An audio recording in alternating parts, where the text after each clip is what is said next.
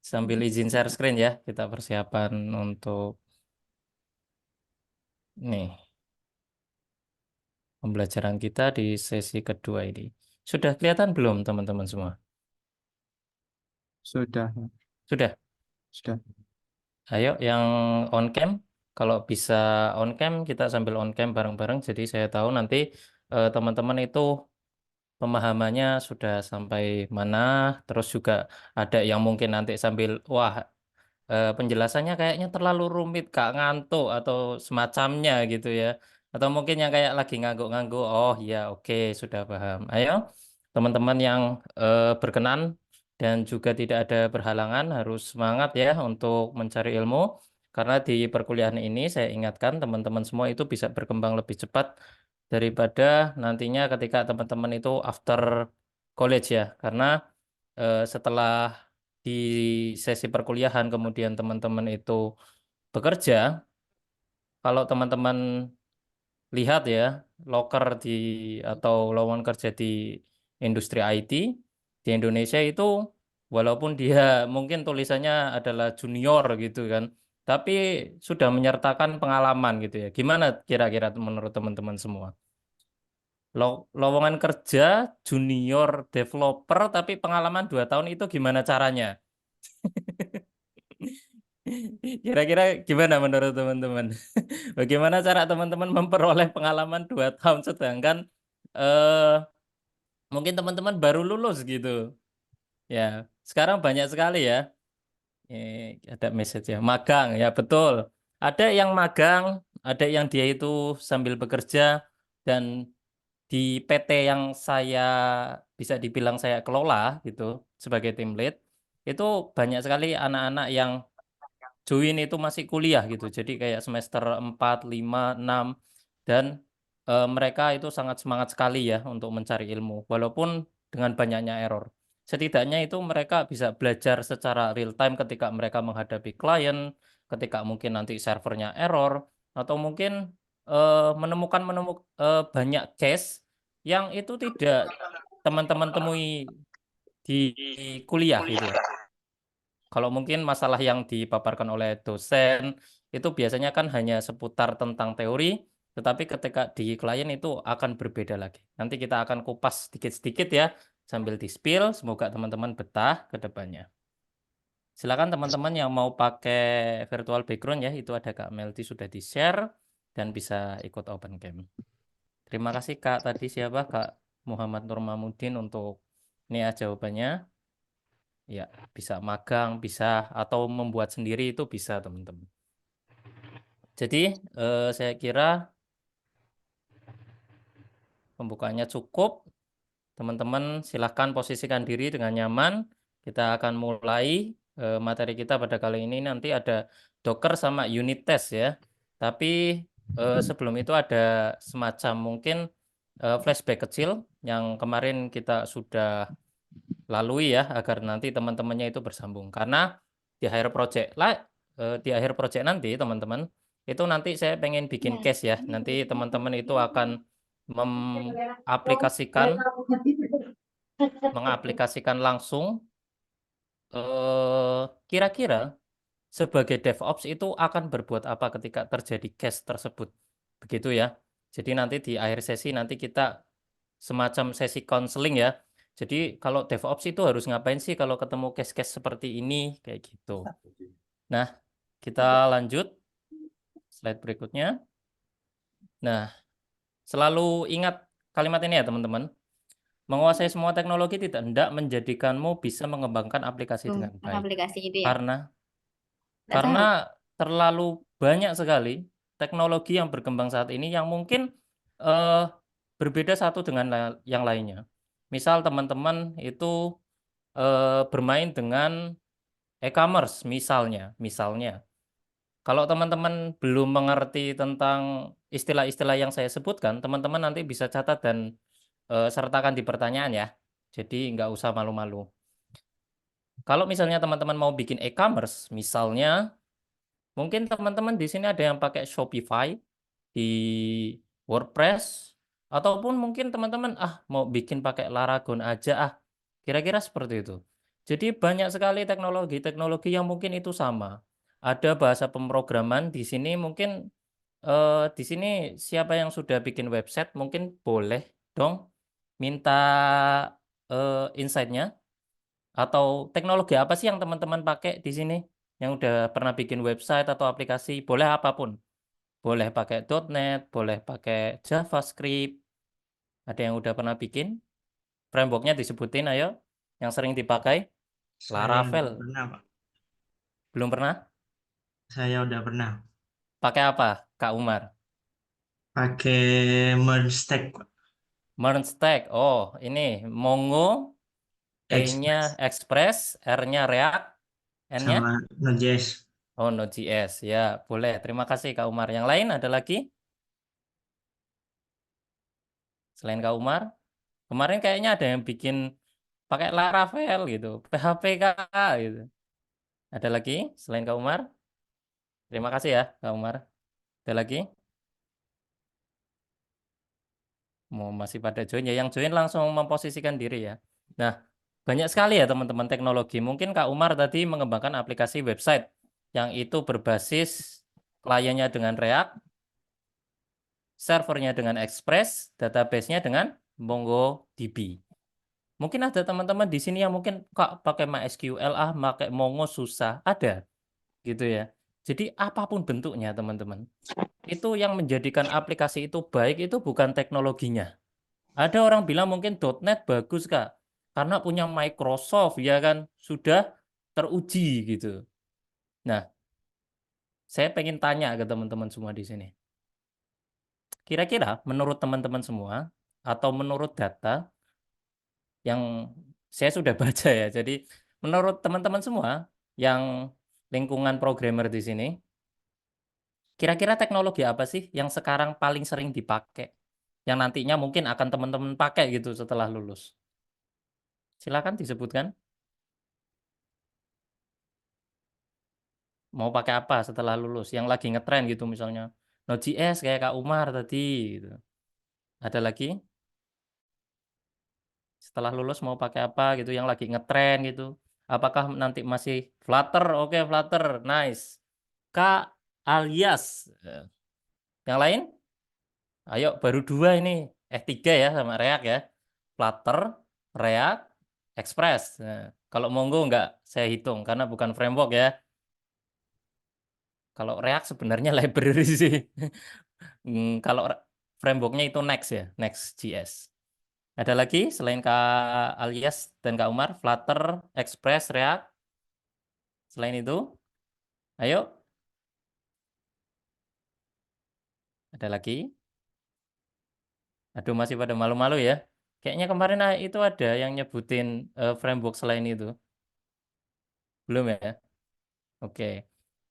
Jadi, teman-teman, kalau dari secara segi penggunaan ya, kalau teman-teman perlu tahu bahwa sekarang yang paling sering dipakai itu .NET, teman-teman, atau ASP.NET atau NetCore ya, NetCore Framework gitu. Jadi yang paling tinggi, yang paling dipakai untuk saat ini itu .NET. Nah, untuk Flutter sendiri, teman-teman di sini tahu nggak kalau Google itu habis layoff karyawan untuk pengembang Flutter? Tahu nggak teman-teman? Ada yang udah baca beritanya? Baca, Nggak Pak. tahu, iya baca ya. Tahu Pak. Nah kira-kira nanti Flutter bakal dipakai nggak 2 tahun lagi? Apakah pengembangannya akan berhenti? Apakah perusahaan akan tergantikan teknologinya? Nah ini yang perlu kita eh, ulik bersama ya. Kita sebagai developer gitu ya harus terus up to date tentang teknologi gitu. Nah, apakah Flutter itu akan bertahan atau tidak? Itu bukan menjadi PR kita sebagai DevOps, teman-teman. Insight-nya, yang perlu teman-teman kuasai itu bukan bahasa mana itu yang harus condong ya. Jadi semua bahasa, teman-teman, itu adalah compiler. Entah itu JavaScript, entah itu Ruby, entah itu C, entah itu Golang. Itu teman-teman bisa kuasai dengan mudah ketika teman-teman tahu kuncinya.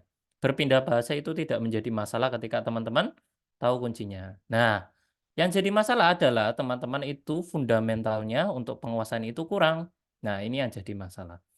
secara manajemen, secara tata kerja, itu yang harus teman-teman pelajari. Jadi, untuk saya sendiri menguasai lebih dari 3 bahasa ya, karena saya basicnya itu C# atau .NET, terus saya PHP, JavaScript, TypeScript, Golang, Python, ya sekarang lagi belajar untuk Ruby. Jadi itu baru bahasanya, belum frameworknya ya. Kalau Go mungkin saya lebih familiar pakai Gin, kalau Dart saya pakai Flutter, dan lain-lain sebagainya. Itu akan berkembang seiring pengalaman teman-teman ya. Jadi, yang perlu teman-teman itu garis bawahi bahwa fokuskan ke tujuan dalam ruang lingkup apapun. Entah itu bahasa, entah itu nanti kita belajar manajemen DevOps, yang artinya entah alat apapun yang teman-teman pakai, itu fokuskan agar tujuan itu tercapai. Dan saya garis bawahi bahwa klien itu tidak butuh penjelasan teman-teman bagaimana teknologi itu bekerja. Yang mereka tahu itu goals-nya, aplikasi bisa dipakai, lancar, no problem, dan menghasilkan benefit.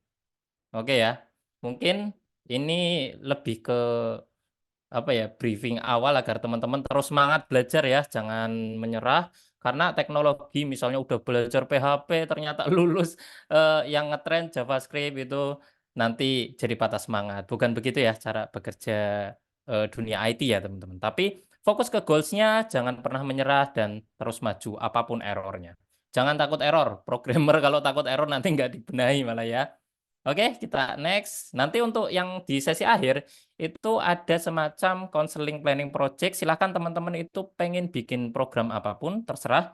Silahkan kayak pengen bikin program sekolah. Nah, nanti mungkin ada yang berkesempatan ngobrol one-to-one dengan saya untuk menyelesaikan masalah tersebut.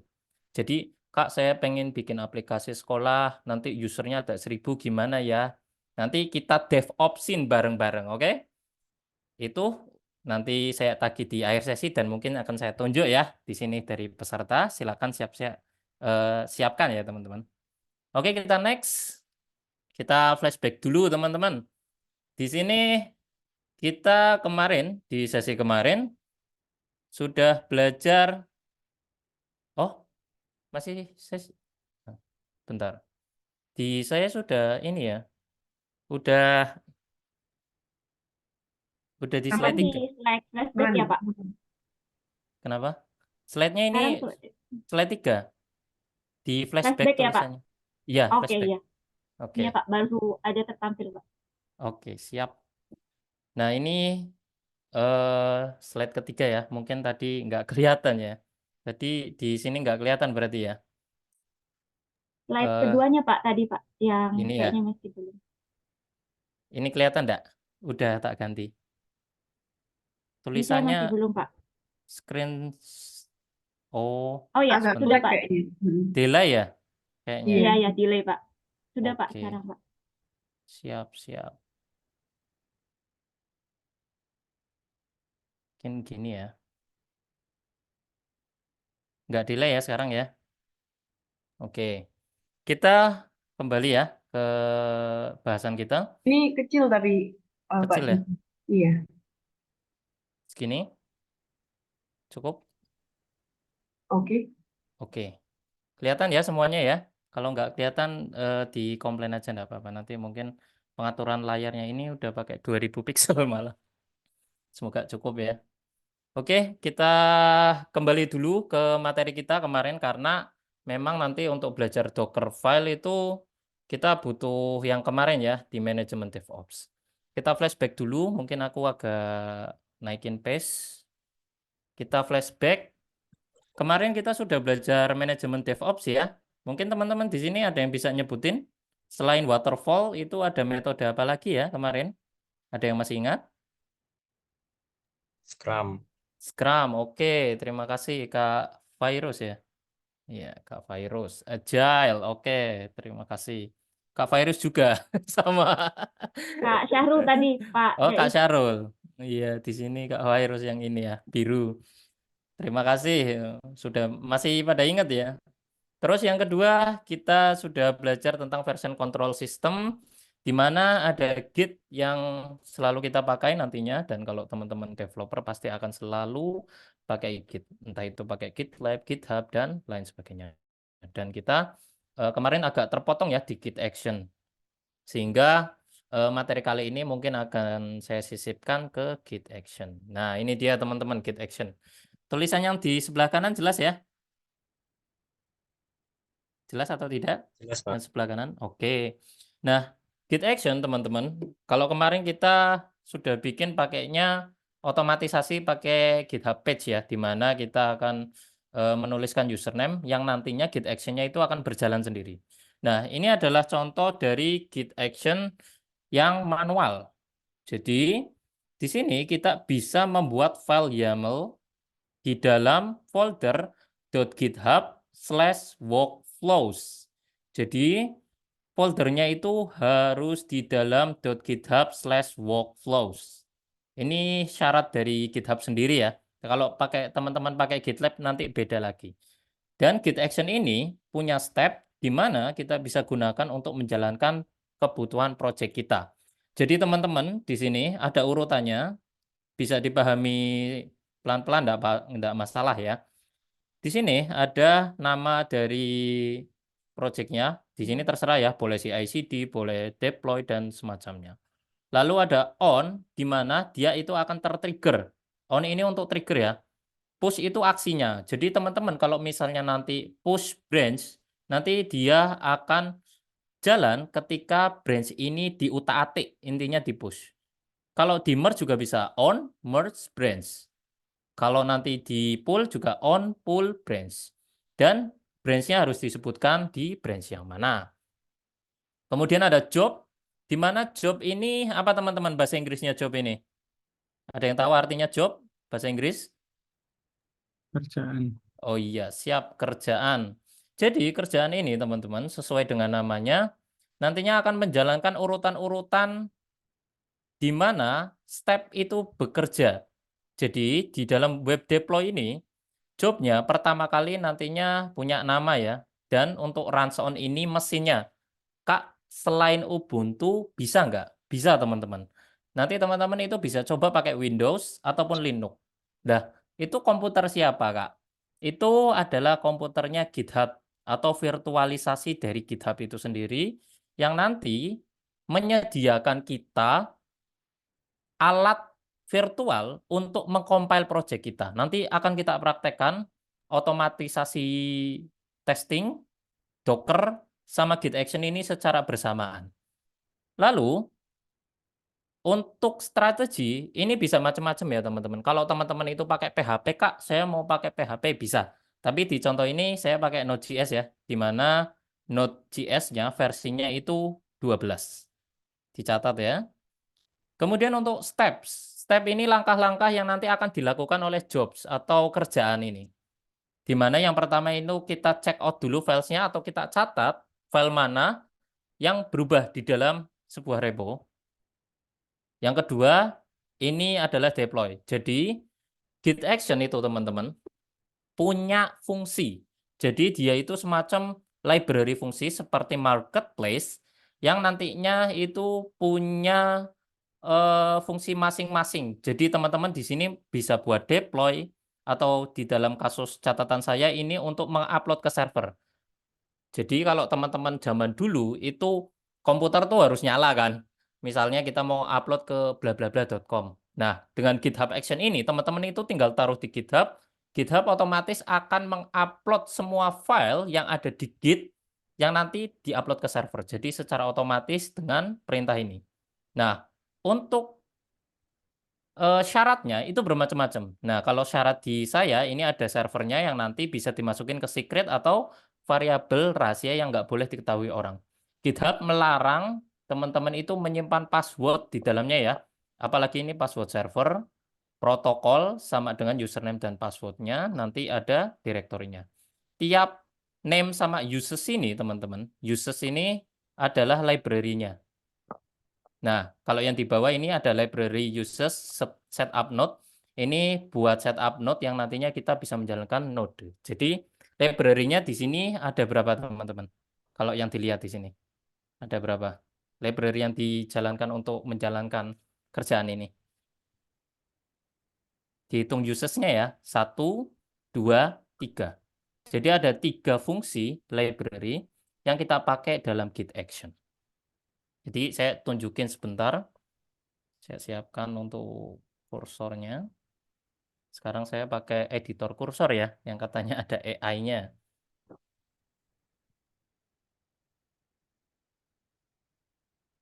Sebentar, saya siapkan project-nya. Example. Nah, ini dia teman-teman.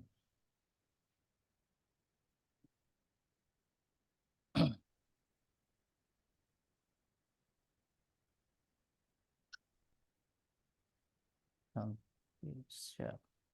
Oke. Ini kelihatan nggak teman-teman semua? Share-nya udah ganti belum? Sudah. Sudah. Oke, di sini ada yang bisa mengartikan enggak? Ini kan trigger nih. Jadi dia itu akan ter-trigger ketika apa teman-teman tadi? On-nya? Ada yang bisa jawab? Di-push ke branch master. Betul, 100. Kak Nurmamudin. Terima kasih, Kak. Nah, selanjutnya dia akan menjalankan perintah untuk membuild dengan software operating system Ubuntu, ya. Dengan Ubuntu tadi kita itu akan menyesuaikan ya nantinya. Nanti ada yang pakai Mac OS juga bisa di sini ya. Ada pakai Windows juga. Dan di sini saya menggunakan Node atau bahasa Node.js versi 16. Kemudian step-stepnya ada yang bisa jelasin enggak? Ini. Ngapain nih stepnya? Ada 2 langkah. Ada yang bersedia menjelaskan? Step yang saya jalankan dengan project ini yang ada di GitHub. Ada yang tahu? Mungkin bisa chat kalau malu-malu. Yang pertama, saya melakukan check out ya.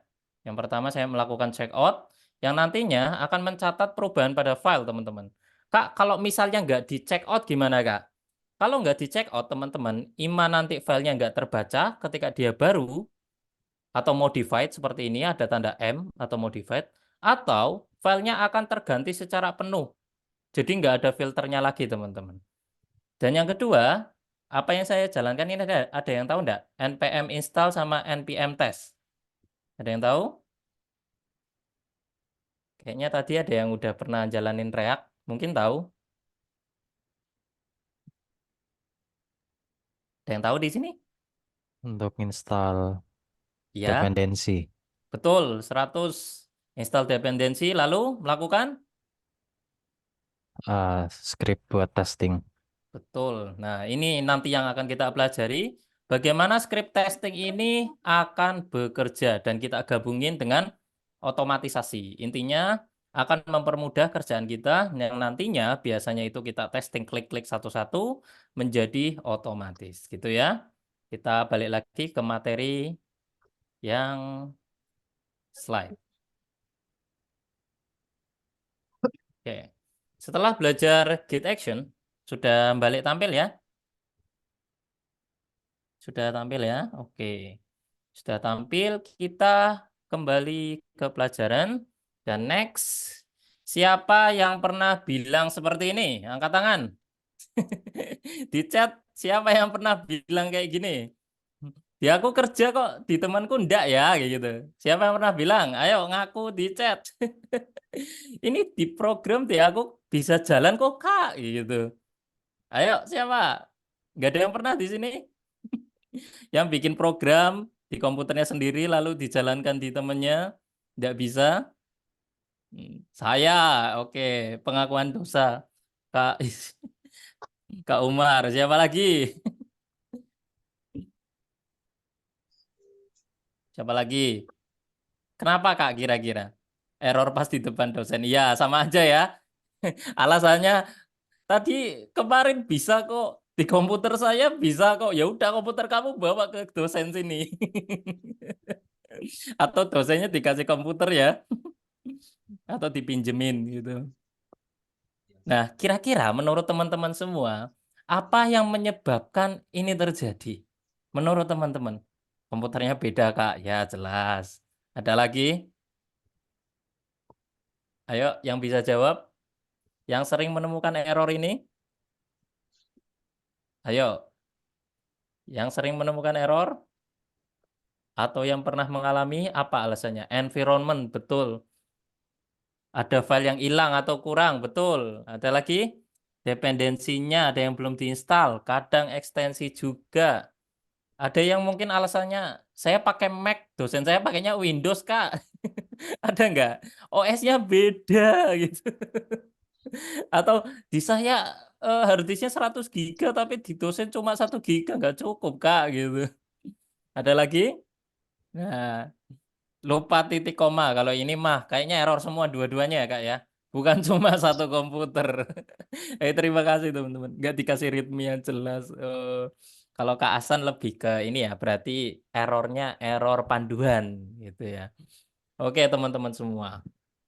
Setelah ini teman-teman, kalau teman-teman masih mengalami hal yang sama, artinya teman-teman itu nggak cukup untuk waktu untuk mempraktekkan ini ya. Ada yang mau nggak ini solusinya biar nggak kayak gini? Ada yang mau nggak solusinya? Saya spill nih habis ini. Mau. Oke, siapa lagi yang mau cuma satu? Mau. Ada lagi?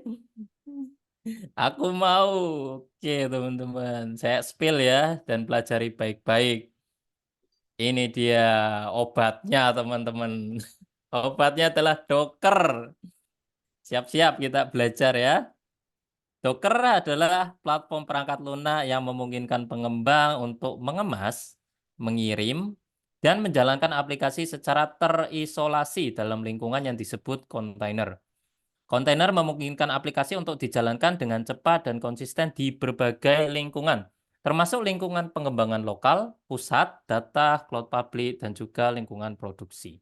Jadi teman-teman, kalau teman-teman bingung, itu wajar, karena saya juga dulu bingung. Ini fungsinya ikan paus satu ini apa? Tapi semoga teman-teman bisa paham setelah melihat ini. Nah ya, ini teman-teman obatnya. Jadi ketika teman-teman itu menjalankan aplikasi, di sebelah kiri, itu teman-teman pakai semacam operating system kan. Ada yang mungkin di sini pakai Windows, pasti banyak ya.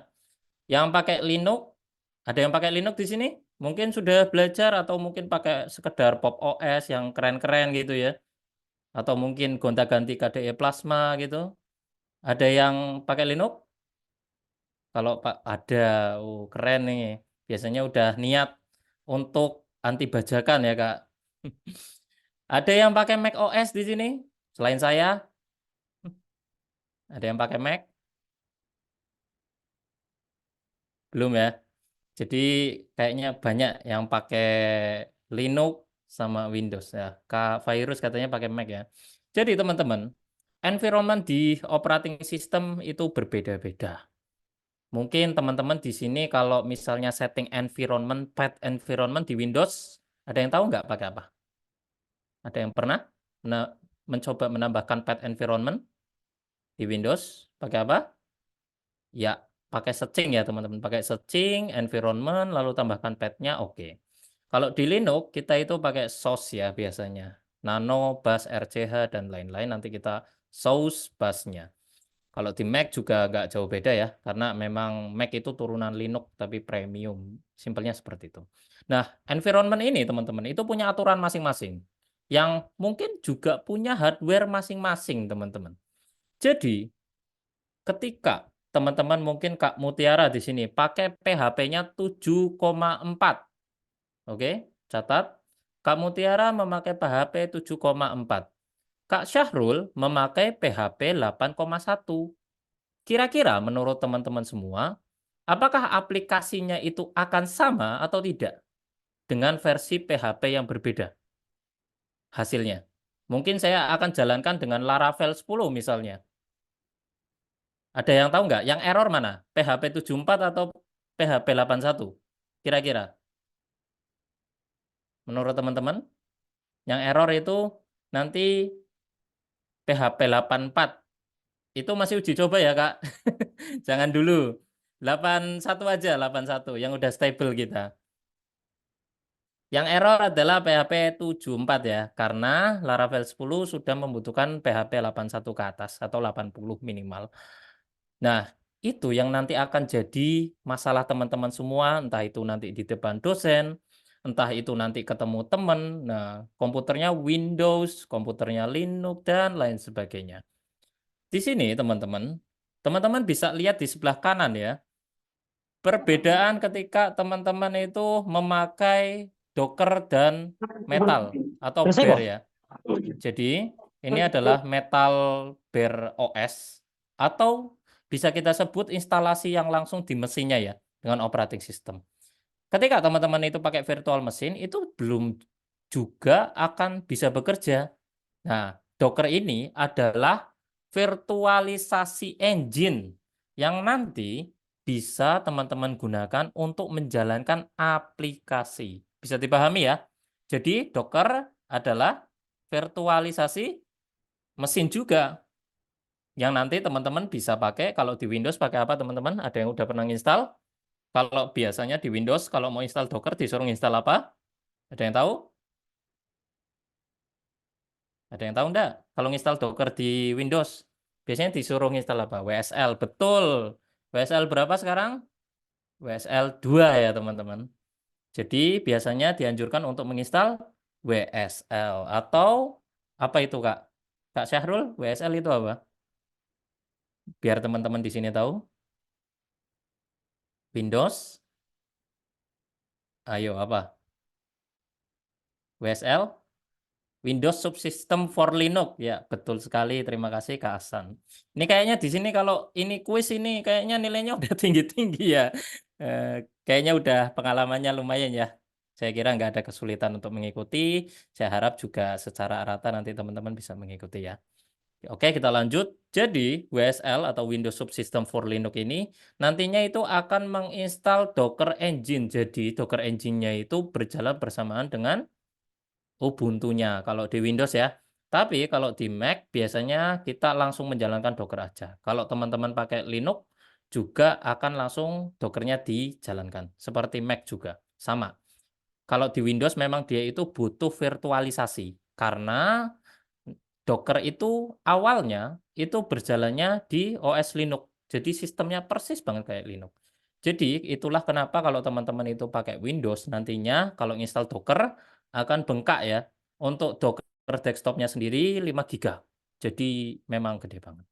Nah, di sini teman-teman di shared kernel ini nantinya dengan Docker Engine di dalam program teman-teman ini akan bisa dijalankan oleh siapapun apapun asal berjalan pada Docker. Jadi, entah itu teman-teman bikinnya pakai Windows, Linux, atau Mac, nantinya Docker Engine ini akan menerjemahkan. Nah, gimana sih cara kerjanya?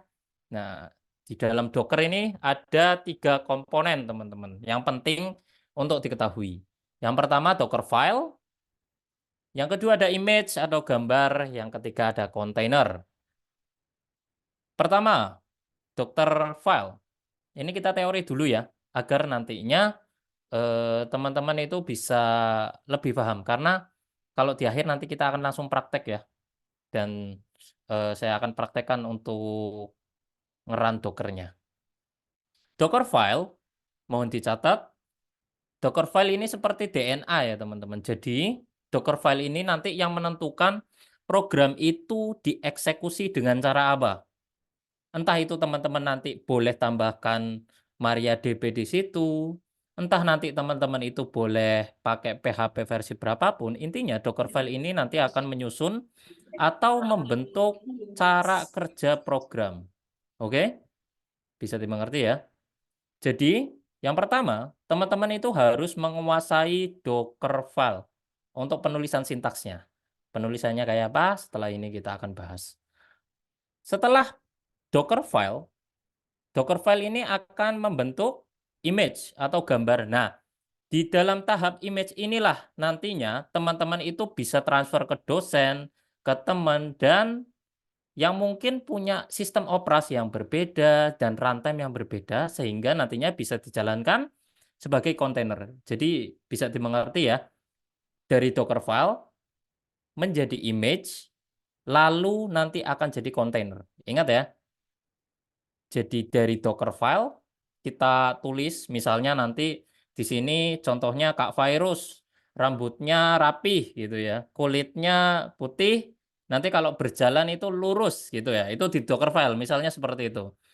Nanti akan kita compile menjadi image. Nah, nanti dari image ini kita jadikan ke kontainer, di mana kontainer ini nanti bisa kita manage. Jadi program tadi yang teman-teman bikin ya tadi itu tidak akan error karena dijalankan di engine yang sama, yaitu Docker Engine.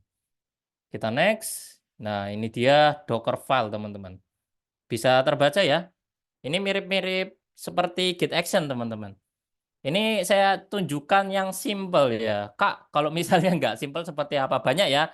Mungkin teman-teman di sini bisa nginstal nantinya itu MariaDB, install nanti mungkin extension PHP, nanti ada mungkin install-install yang lain.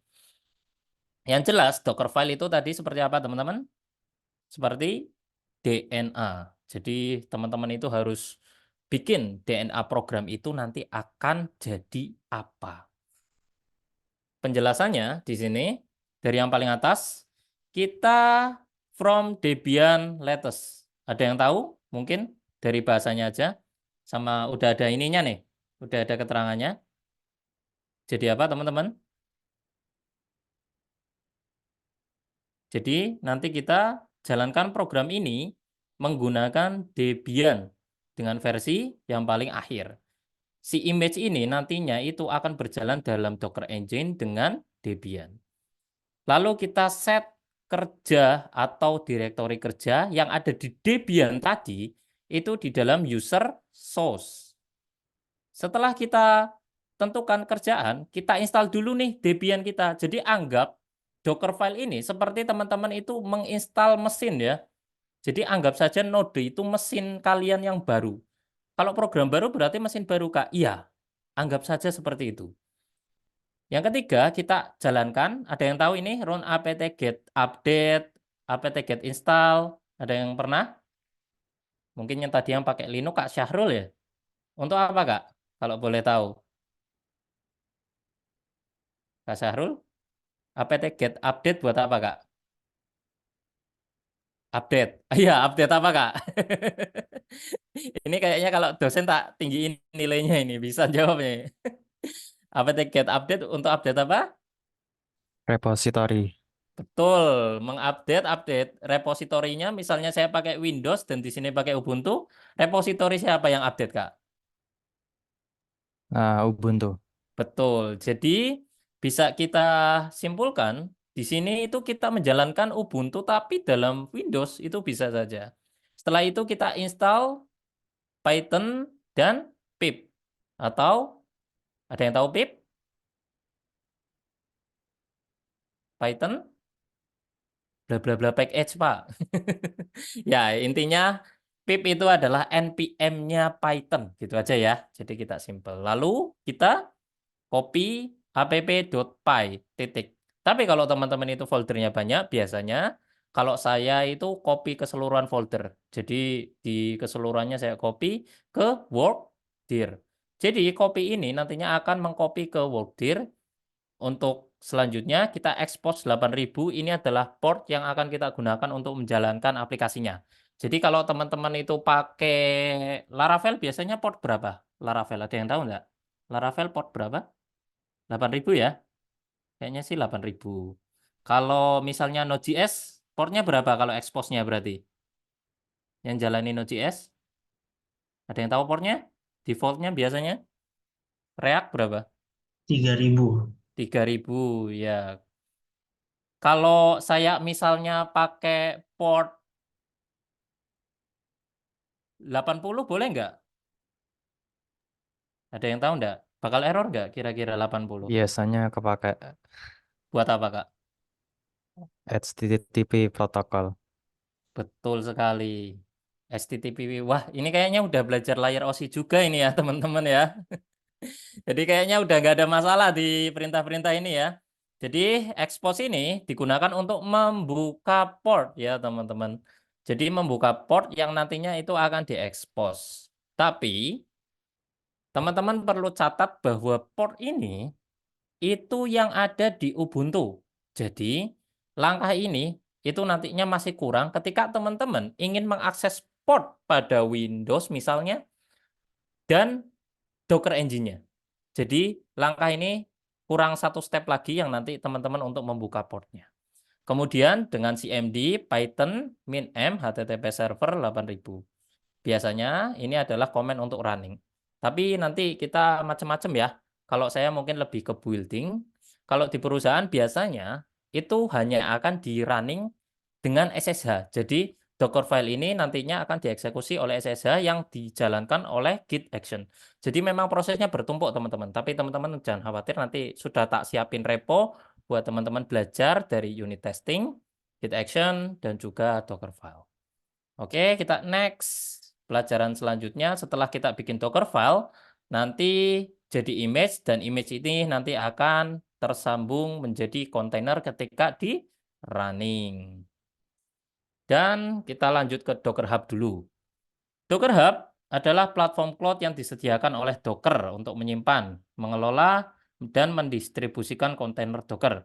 Ini adalah repositori online yang memungkinkan pengguna untuk berbagi kontainer Docker dengan orang lain, serta menemukan kontainer yang dibuat oleh orang lain untuk digunakan dalam proyek mereka sendiri. Docker Hub ini mudahnya adalah GitHub ya. Jadi kalau Git itu alatnya, GitHub itu platformnya. Sama seperti Docker, Docker itu alatnya, Docker Hub ini adalah reponya. Teman-teman itu bisa copy banyak-banyak. Jadi kalau teman-teman sekarang cari kode mungkin nggak harus dari GitHub ya. Copy, clone, nantinya install-install sendiri. Di Docker Hub teman-teman, itu rata-rata tinggal running programnya aja. Dan for your information, biasanya untuk perusahaan-perusahaan luar negeri, kalau teman-teman ingin jadi back-end, itu biasanya pakai Docker itu wajib. Karena nantinya biasanya file testing itu menggunakan Docker. Jadi good to know banget. Oke. Dan ini dia cara kerja dari Docker Hub. Jadi menghubungkan beberapa DevOps langsung yang nanti teman-teman itu bisa aplikasikan dengan berbagai macam kombinasi. Makanya saya bilang teman-teman itu fokus ke tujuannya, jangan fokus ke alatnya. Karena alat ini hanya penyedia saja. Mungkin teman-teman sekarang pakai GitHub karena kuliah membutuhkan GitHub gitu ya. Tapi mungkin di perusahaan nanti pakai GitLab gimana? Kita pakai GitLab CI gitu ya. Atau mungkin nanti teman-teman hanya menggunakan Heroku misalnya. Ya, jadi sama aja sebenarnya ya kan, pakai Git tapi pakainya Gitnya Heroku gitu. Atau teman-teman sekarang udah belajar Git Action, ternyata nanti ada pakai Jenkins. Nah, itu sama aja ya teman-teman. Kalau teman-teman itu fokusnya nanti lebih ke alat, itu akan menyempitkan pengetahuan, juga nanti tidak berkembang ya. Sedangkan programmer sendiri kita harus tetap up to date apalagi alat-alat kita. Beberapa programmer yang saya kenal teman-teman sampai sekarang itu dia itu semacam subscribe ke software-software yang dia pakai. Misalnya teman-teman itu bikin sekarang pakai CI4 untuk klien misalnya. Sekarang CI4 versi 41 misalnya. Kira-kira 5 tahun lagi, apakah CI4 ini akan reliable atau masih bisa digunakan di klien yang sama dengan PHP yang udah update? Kira-kira masih bisa enggak? Kira-kira? Jawabannya bisa iya, bisa enggak. Nah, makanya kita harus tetap menjaga environment dari alat-alat kita tadi ya. Salah satunya dengan Docker ini. Gitu ya. Ini untuk Docker Hub, dan ini dia alat yang terakhir, Kubernetes. Itu mungkin hanya untuk tahu-tahu saja ya. Untuk penerapannya nanti teman-teman bisa explore sendiri karena waktu kita nggak terlalu banyak. Dan untuk Kubernetes, Kubernetes ini ada yang udah tahu untuk apa? Mungkin di sini ada teman-teman yang mungkin bisa lebih sederhana dari saya. Ada yang tahu? Sering nih lihat nih jurumudi ini. Ada yang tahu Kubernetes buat apa? Ada yang pernah nyoba aja? Atau install aja? Belum ya kayaknya ya. Belum pernah, Kak? Kak Virus mungkin pernah? Belum pernah. Belum pernah. Oke. Kubernetes adalah platform open source ya. Jadi dia itu open source yang digunakan untuk otomatisasi manajemen aplikasi kontainer di lingkungan IT yang luas. Dikembangkan oleh Google dan kemudian diumumkan sebagai proyek open source pada tahun 2014. Kubernetes memungkinkan pengguna untuk mengelola aplikasi yang berjalan di berbagai host dengan cepat dan efisien. Oke, saya terangkan secara ringkas ya. Ini Kubernetes, teman-teman. Teman-teman bayangin kalau ada sebuah orkestra, teman-teman. Bayangin ada sebuah apa namanya yang memimpin orkestra, mayor apa-apa gitu ya. Intinya dia itu sebagai pengelola. Jadi dia itu mengatur semua para pemain musik. Oke? Entah itu nanti megang violin, entah itu nanti megang drum misalnya, entah itu megang gitar. Para pemusik tadi itu adalah kontainer. Oke ya. Jadi kalau Docker tadi membuat apa, teman-teman? Membuat image yang nanti kita jalankan di kontainer. Kontainer bisa dijalankan di mana? Di Docker Hub. Oke? Kubernetes ini digunakan untuk memanajemen kontainer yang berjalan. Bisa dipahami? Atau perlu diulangi lagi? Ayo, kalau diulangi saya ulang lagi. Memang perlu di bold, walaupun mungkin hanya untuk tahu saja dulu gitu ya. Jadi, ya, tak baca. Boleh diulang. Docker itu punya DNA bernama Dockerfile yang nanti jadi image. Oke? Image ini kita running menjadi kontainer. Sudah? Kontainer ini dijalankan di Docker Hub atau di lokal juga bisa. Nah, kalau kita tambahkan Kubernetes, Kubernetes itu nanti akan memanajemeni sebuah kontainer yang berjalan. Jadi dalam prakteknya teman-teman, kontainer itu nggak hanya satu nantinya, bisa dilihat di sini ya. Kontainer itu nggak hanya satu. Teman-teman itu misalkan aplikasi menggunakan framework tadi, yang tadi nyebutin MERN siapa aja? Tadi yang nyebut MERN siapa? Kak Umar ya? Itu Iya. React. Ya, ada React, kontainer React misalnya satu. Kontainer buat pengaturan MongoDB-nya. Lalu ada kontainer buat ngatur Express-nya. Lalu kontainer buat ngatur apakah yang tadi terakhir N-nya? Node.js. Betul. Nah, ini kontainer ini akan berjalan berbarengan. Misalnya seperti itu. Kak, nanti misalnya website kita butuh Elasticsearch misalnya. Fiturnya mungkin pakai PHP, nggak pakai React lagi. Ya, kita tambahin kontainer lagi yang nanti akan berjalan berdampingan. Nah, ini untuk auto scaling di sini itu satu aplikasi ya. Jadi dia itu punya node. Anggaplah tiap node ini namanya kubelet. Jadi Kubernetes itu punya node namanya kubelet yang terdiri dari Docker atau pod. Jadi masing-masing kotakan satu ini itu satu Docker runtime.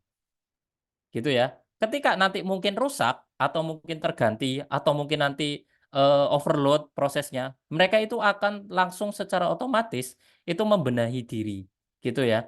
Jadi nanti ada auto replace, auto scaling ketika dibutuhkan, seperti volume ya di sini. Jadi nanti mungkin yang ketiga ini aksesnya banyak, oke, dia itu akan dinaikkan. Yang kedua aksesnya kecil, oke, diturunkan.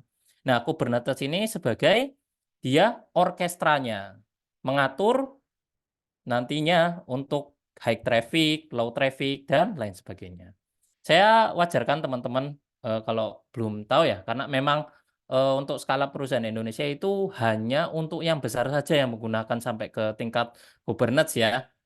Untuk Docker sendiri mungkin hanya perusahaan-perusahaan yang mid saja, dan itu pun nggak semua teman-teman. Karena kebutuhannya masing-masing. Untuk Kubernetes ini biasanya dipakai perusahaan-perusahaan besar yang memang skalanya itu besar dengan customer yang tingkat trafficnya tinggi. Misalnya kayak Tokped kayak gitu ya. Tokped, Shopee itu udah pasti pakai. Nggak mungkin nggak. Kalau nggak pakai mungkin akan kewalahan nanti servernya. Karena bisa jadi Shopee itu bayangkan teman-teman di situ bot aja ada berapa gitu ya. Dan itu jalan semua. Gimana caranya misalnya nanti bot yang di tengah rusak tapi yang di node yang ketiga misalnya enggak, misalnya seperti itu. Nanti akan di-replace lagi. Kalau enggak pakai Kubernetes ya nanti otomatis server kita kewalahan dan apa teman-teman kalau servernya kewalahan tagihannya membengkak. Nah, kira-kira seperti itu ya. Mungkin kita akan sejenak istirahat karena pembahasan tentang Docker, Docker Hub, dan Kubernetes ini sudah ya. Jadi kita nafas lega dulu. Agak berat ya. Nah, ini materi automated testing juga sama aja sebenarnya. Bahkan saya belajar ini ya 2 bulan lah untuk automated testing ini. Tapi teman-teman mungkin hanya kisaran 40 sampai 50 menit ya. Semoga kita maksimal. Akan saya sederhanakan sesederhana mungkin. Di sini ada yang pernah menjalankan testing aplikasinya sendiri? Siapa? Mungkin yang udah pernah bikin ya? Boleh dong? Pernah pakai unit testing enggak di sini teman-teman? Ada yang pernah pakai unit testing? Boleh apapun. Kalau Jest itu masuk ya? Masuk. Masuk Iya. JavaScript framework untuk unit testing, Jest. PHP unit? Ada? PHP unit? Jarang ya? Nanti kita pakai Jest ya. Kayaknya lebih familiar. Ada lagi yang automated testing lagi? Appium? Selenium? Belum ya? Belum pernah, Kak? Ada yang udah pernah pakai Selenium ataupun pakai Appium? Pakai Android? Mungkin kalau praktek nanti kita akan lebih dari 1 jam ya. Apalagi Appium itu settingnya banyak. Kalau pakai Java yang desktop belum pernah. Oh, ternyata teman-teman banyak ya. Kalau misalnya teman-teman bikin aplikasi gitu, misalnya boleh nunjuk Kak Umar enggak? Kalau misalnya Kak Umar kan bikin Express tuh ada API itu biasanya testingnya pakai apa, Kak? Testing saya mungkin pakai Postman, Pakai Postman. Itu termasuk testing atau enggak? termasuk. Termasuk pakai testing, tapi belum otomatis. Tapi di Postman ada untuk otomatisasi, Kak. Oke, testing, teman-teman. Secara garis besarnya itu intinya ya tes gitu kan. Entah itu nantinya berhasil atau tidak. Tapi di sini karena kita belajar DevOps atau developer operasional, kita harus tahu bagaimana cara agar testing ini itu bisa lebih optimal. Ya, jadi kita nggak hanya berpikir bagaimana program ini berjalan. Teman-teman bayangkan saya itu dulu kalau bikin program itu nggak pernah bikin semacam unit testing ya. Jadi dulu saya pakai PHP native itu buat aplikasi sekolah. Teman-teman bayangkan aja aplikasi sekolah itu muridnya waktu itu 500 ya, 550 dengan tingkat akses user setiap hari itu kisaran 300 sampai 1000. Kalau lagi rame sampai 1000. Teman-teman bayangkan kalau saya nggak pernah mencatat testing. Itu bagaimana? Banyak sekali error yang terjadi tentu dan bug di mana-mana. Karena tidak di testing ulang. Mungkin hanya sekedar ditulis ketika ngoding program, create, read, update, delete. Tetapi untuk kasus dari user teman-teman itu perlu tahu bahwa banyak sekali kasus yang itu tidak diprediksi. Misalnya teman-teman di sini ada yang pernah bikin aplikasi untuk absensi online enggak? Itu formnya mungkin kan saya urutkan ya. Ada form untuk input subjeknya misalnya, ada untuk capture fotonya, ada untuk submit. Dari kasus ini teman-teman, kalau teman-teman nggak input testing atau tidak membuat sebuah standarisasi testing, tentu kasusnya akan melebar kemana-mana. Bisa saja tiba-tiba ketika capture fotonya sudah didapat, tetapi fotonya tidak di-store, tapi submit-nya bisa diklik. Error atau enggak? Kira-kira? Aplikasi absen tapi fotonya enggak terinput. Error atau enggak? Menurut teman-teman? Seharusnya. Fotonya enggak terinput ketika di capture foto. Tapi submit-nya bisa diklik. Nanti back end-nya error atau enggak? Harusnya. Ada yang tahu Iya, jawabannya? harusnya ya. Error. Harusnya error. Tetapi kasus dari enggak errornya itu ada atau enggak? Pernah teman-teman? Ini enggak ada error kok, Kak. Gitu. Siapa yang pernah? Ini enggak ada errornya, Kak, gitu. Tapi aplikasinya tidak berjalan sesuai dengan kemauan kita gitu ya. Jadi ada kasus-kasus yang seperti itu. Nah, gimana sih prosedur testing yang benar yang bisa nanti kita kombinasikan dengan metode-metode yang sudah kita pelajari dari sesi sebelumnya sampai sekarang. Oke, kita lanjut automated testing. Ini manfaatnya dari automated testing ya. Yang pertama ada efisiensi. Teman-teman bayangkan kalau mungkin teman-teman itu hanya bikin program kalkulator saja deh, efisiensi. Kalkulator itu ada berapa metode, teman-teman? Kalkulator sederhana biasanya ada tambah, ada kurang, ada apa lagi? Kalkulator sederhana saja. Dikali. Dikali, ada dibagi. Ya kan? Dari metode ini saja, teman-teman, apa yang bisa kita efisiensikan? Teman-teman bayangkan kalau kita itu harus misalnya ke klik 2 tambah 4 sama dengan. Lalu nantinya untuk kurang kita 4 kurang 2. Nanti 2 kurang 4, apakah minus, apakah 0, dan banyak sekali. Apalagi nanti kalkulatornya itu banyak metodenya. Bayangkan teman-teman itu sedang menguji sebuah kalkulator saja gitu. Kira-kira berapa lama teman-teman itu buat mencetin kalkulator itu waktunya? Kira-kira dari 9 angka, berarti 10 angka, 4 fungsi dan 1 pointer berarti ya sama dengan. Atau submit lah. Kira-kira berapa lama? Apakah sehari cukup untuk mencetin? Misalnya case-nya itu nanti ribuan ya. Digitnya harus jutaan ya gitu. Kira-kira berapa waktunya menurut teman-teman? Lama, Mbak. Seharian bisa? Lebih. Lebih. Ya. Saya juga belum pernah, tapi kayaknya harusnya lebih. Jadi Manual, untuk Kak. untuk mengefisiensi ini teman-teman, kita belajar automated testing.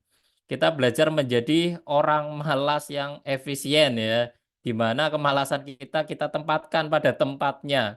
Karena kita malas, kita otomatiskan semuanya gitu ya. Yang kedua, produktivitas. Tadi kita sudah bisa mengira-ngira kalau dengan kalkulator saja itu bisa lama banget teman-teman. Ya. Apalagi program yang punya CRUD banyak gitu ya. Dengan 3 CRUD aja. Kita bahas API saja ya. Nggak dalam ruang lingkup front end gitu ya. Kalau front end errornya lebih banyak lagi. Kalau untuk CRUD saja kita harus ketik create, read, update, delete. Itu belum di dalamnya, belum entity-nya, belum validasinya, belum yang lain-lainnya. Banyak sekali ya. Dan untuk validasi juga nantinya lebih terjamin karena untuk automated testing tentunya ada metode-metode penerapan ketika kita membuat ada nanti scope-nya, ada nanti expect-nya, ada bermacam-macam metode yang bisa kita gunakan sehingga nanti hasil tes kita itu akan lebih valid atau lebih kuat dan juga menghasilkan kualitas testing yang bisa dibilang lebih rapi atau lebih berkualitas daripada dengan testing manual. Oke, yang kedua ada tipe metode testing. Ada yang tahu ini black box? Mungkin teman-teman di sini tahu. Boleh? Ada yang tahu enggak? Black box apa? Metode testing black box.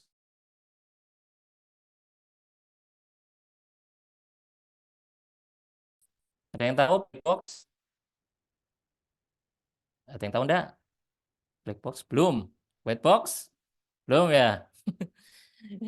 Jadi metode testing black box dan white box ini itu sebenarnya sederhana teman-teman.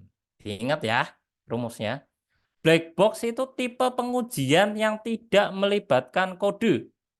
Dicatat, black box tidak melibatkan kode. Sedangkan white box itu melibatkan kode. Oke.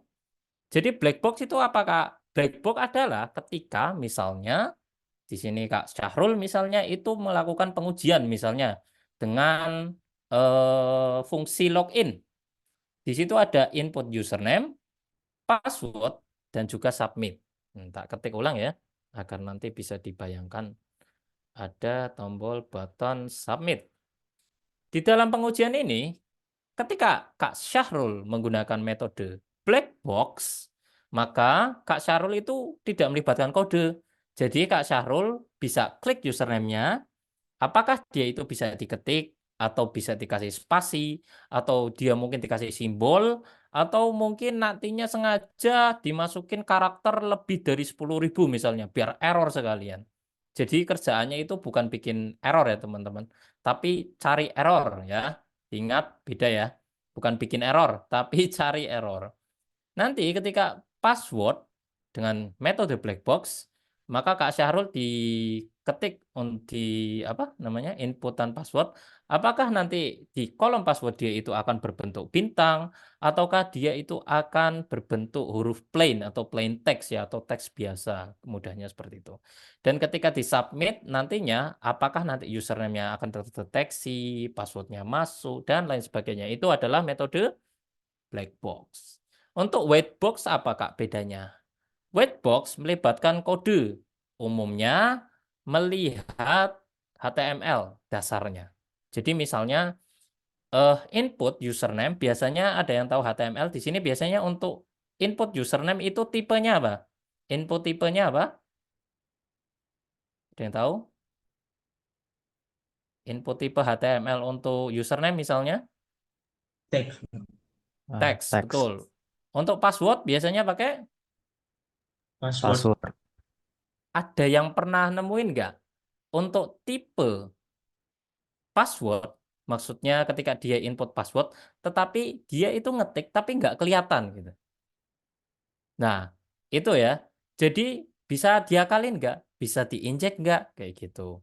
Jadi white box ini bisa melibatkan kode. Ataupun dengan versi yang lebih ekstrim, misalnya kita itu login berkali-kali dengan kode yang ada. Apakah itu bisa dilakukan dengan melihat performance kodenya? Kira-kira seperti itu. Jadi black box itu nggak melibatkan kode, kalau white box itu melibatkan kode. Kebanyakan untuk white box ini yang nanti kita akan ulik dengan automated testing. Karena automated bisa dibilang dua-duanya ya. Kadang kita bisa melibatkan untuk yang otomatisasi dengan web, misalnya dengan Selenium nanti bisa jalan sendiri, ataupun nanti dengan white box dengan kita analisa kode, kecepatan, dan lain sebagainya itu ada semuanya ya di tipe metode testing. Nanti mungkin akan saya contohkan untuk yang udah jadi ataupun kita akan bikin dari awal.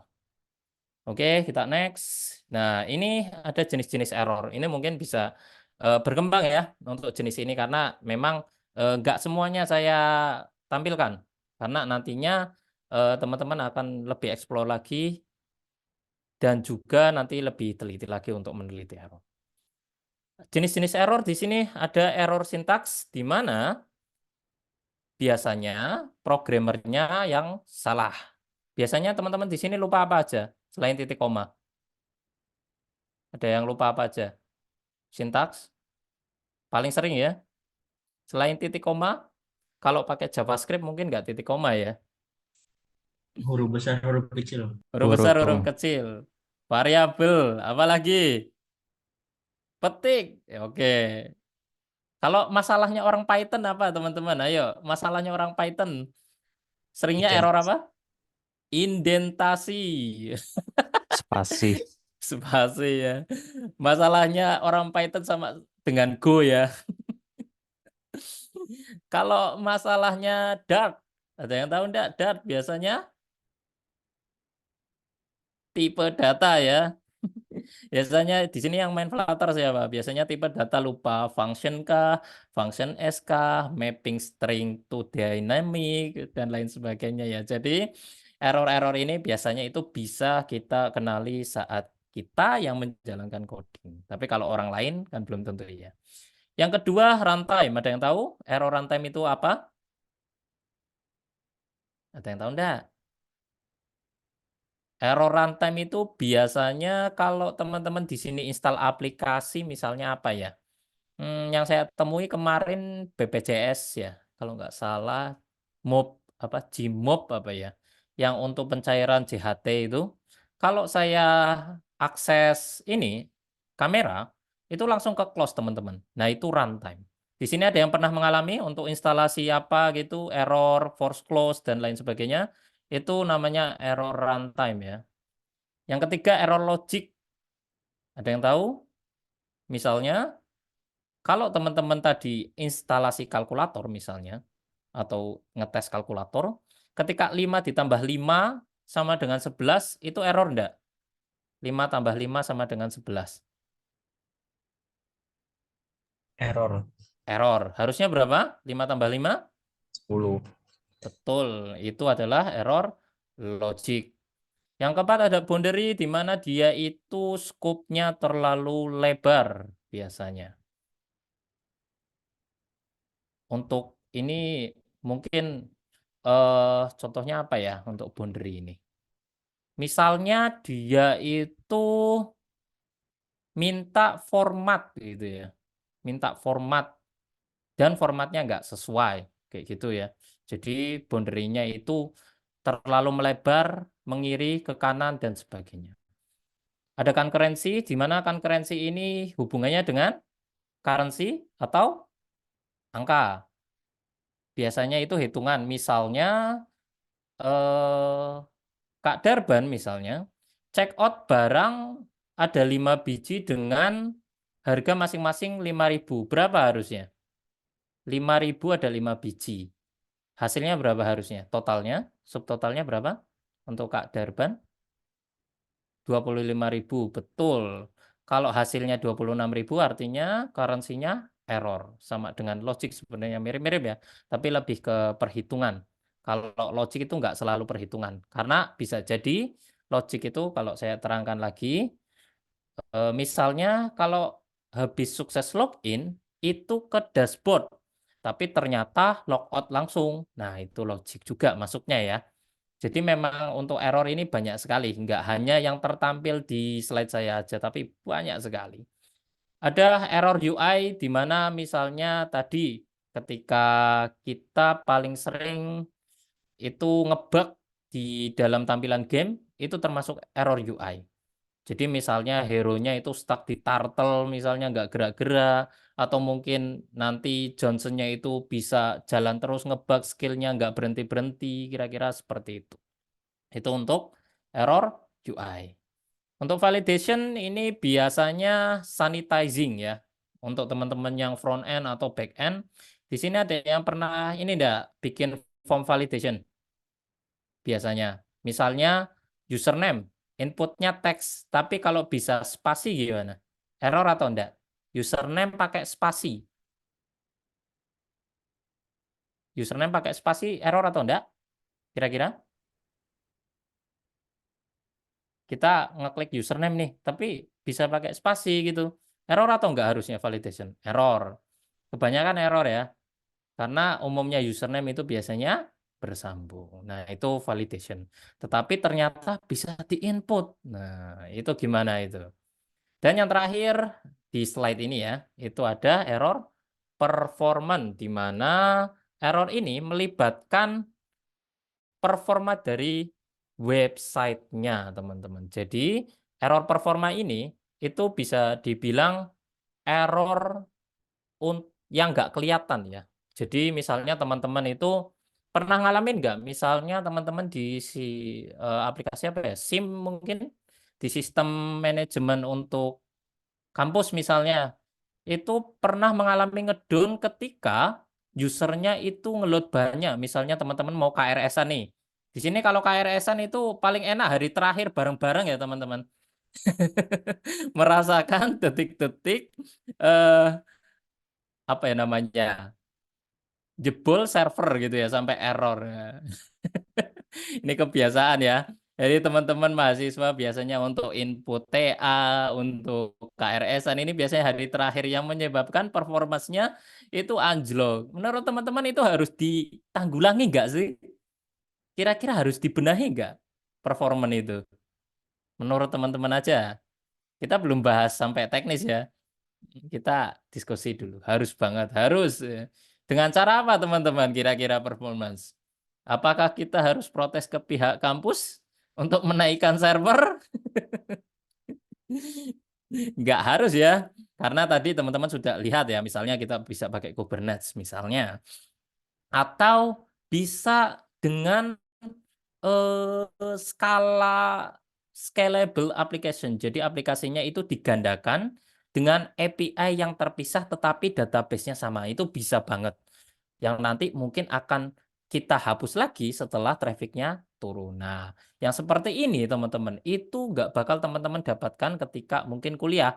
Karena ya yang bikin program teman-teman, yang coba ya teman-teman sendiri, lalu yang menikmati juga hanya dalam ruang lingkup kecil. Ini akan terjadi ketika teman-teman semua itu sudah terjun di project real.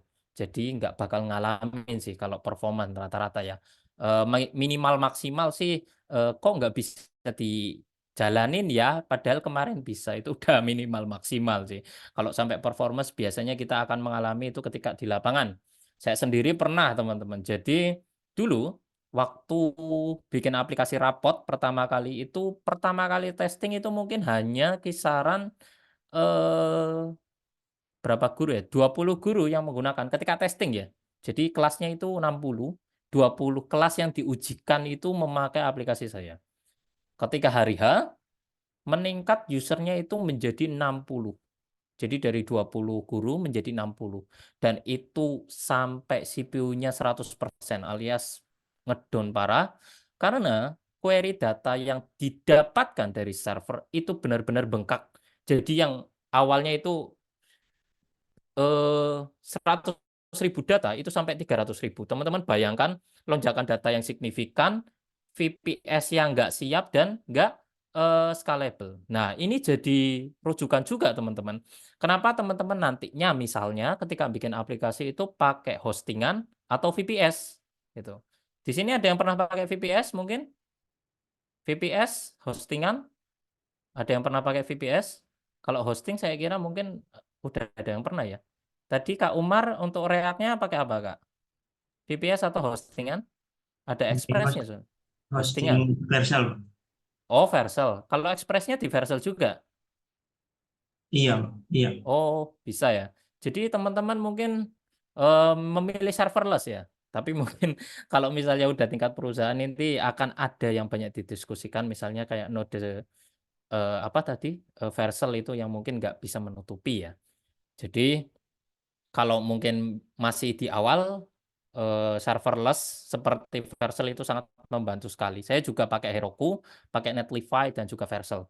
Tapi untuk ruang lingkup program kecil. Nah, kita nanti akan ngatur bagaimana DevOps ini bisa jalan maksimal di planning project yang terakhir di sesi akhir nanti. Oke, ini jenis-jenis error yang saya sebutkan, teman-teman nanti bisa explore lagi ya, karena masih banyak jenis error yang menunggu tentunya, dan itu akan meningkat seiring berjalannya waktu. Teman-teman jangan khawatir, error ini harus diapain teman-teman error ini? Kalau ketemu error diapain? Dibiarin Kak. Dibasmi. Dibasmi, benar ya, harus difixkan agar pelanggan kita puas dan tidak minta refund. Oke. Kita next. Nah, ini dia teman-teman langkah sederhana kita untuk memulai testing kita. Wah, ini hampir akhir materi ini. Oke, testing kita teman-teman. Di sini pertama-tama kita itu harus punya scope project. Jadi, pertama kita harus punya scope. Misalnya di sini yang saya contohkan adalah login. Oke. Ekspektasi dari login ini kira-kira teman-teman apa? Kalau login harus ekspektasinya harus apa kalau login? Harus mendapatkan respon apa kalau login? Sukses? Sukses, oke. Bisa sukses atau mungkin kalau pakai Express biasanya status kode 200 gitu ya. Dan Itu ekspektasi ya. Untuk stepnya, kita bikin bareng-bareng aja. Untuk stepnya, biasanya login itu punya apa aja? Yang pertama punya Username. username, input username tipe teks. Lebih rinci lagi, ada yang bisa menambahkan username tipe teks, tambahkan lagi. Lebih rinci, agar programnya lebih optimal. Maksimal berapa? 16 karakter misalnya. Maksimal 16 char. Ini ya. Untuk password, tipenya password. Maksimal? Ada maksimal enggak password? Apakah kita rela program kita di spam sampai 1000 kata? Atau mungkin satu paragraf? Siapa di sini yang mau programnya di spam? Berapa kira-kira? Berapa? Password berapa? 16 karakter mungkin ya. Lalu ada submit. Kira-kira selain submit itu button, aturan apa yang harus kita terapkan, teman-teman? Untuk memvalidasi bahwa software kita akan berjalan dengan baik. Apa ya? Selain button. Ada yang bisa menambahkan aturannya agar input login kita itu eh, lebih oke gitu ya, nggak diakalin orang misalnya. Submitnya gimana? Kita bikin gimana? Ada yang tahu? Kira-kira biar nggak di spam orang gimana? Misalnya teman-teman punya server, saya bayangkan aja kalau servernya saya klik 10 kali gitu submitnya gitu. Mau nggak? Kira-kira Bikin disable. di disable. Kapan? Non disable-nya kapan? Kalau inputnya udah divalidasi semua. Betul. Kalau di giveaway bahasanya kayak gini ya. Disable sama dengan username karena saya pengguna giveaway ya. Dan juga kalau passwordnya tidak kosong. Gini ya. Jadi submit itu button dan disable ketika username-nya itu tidak kosong dan juga password-nya tidak kosong itu nanti disable. Oh, kebalik ya berarti harusnya sama dengan ini. Disable-nya itu akan aktif ketika nanti tidak kosong. Gitu ya. Jadi harusnya ini sama dengan sih. Bukan tidak ya. Tapi sama dengan. Ini salah kode. Gini ya, ini yang benar. Ini bisa di-delete enggak? Biar nggak bingung. Oke. Nah, ini aturannya ya, teman-teman. Jadi, teman-teman catat.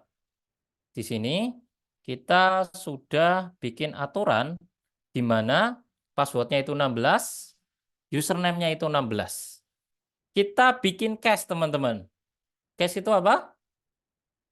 Kasus. Oke?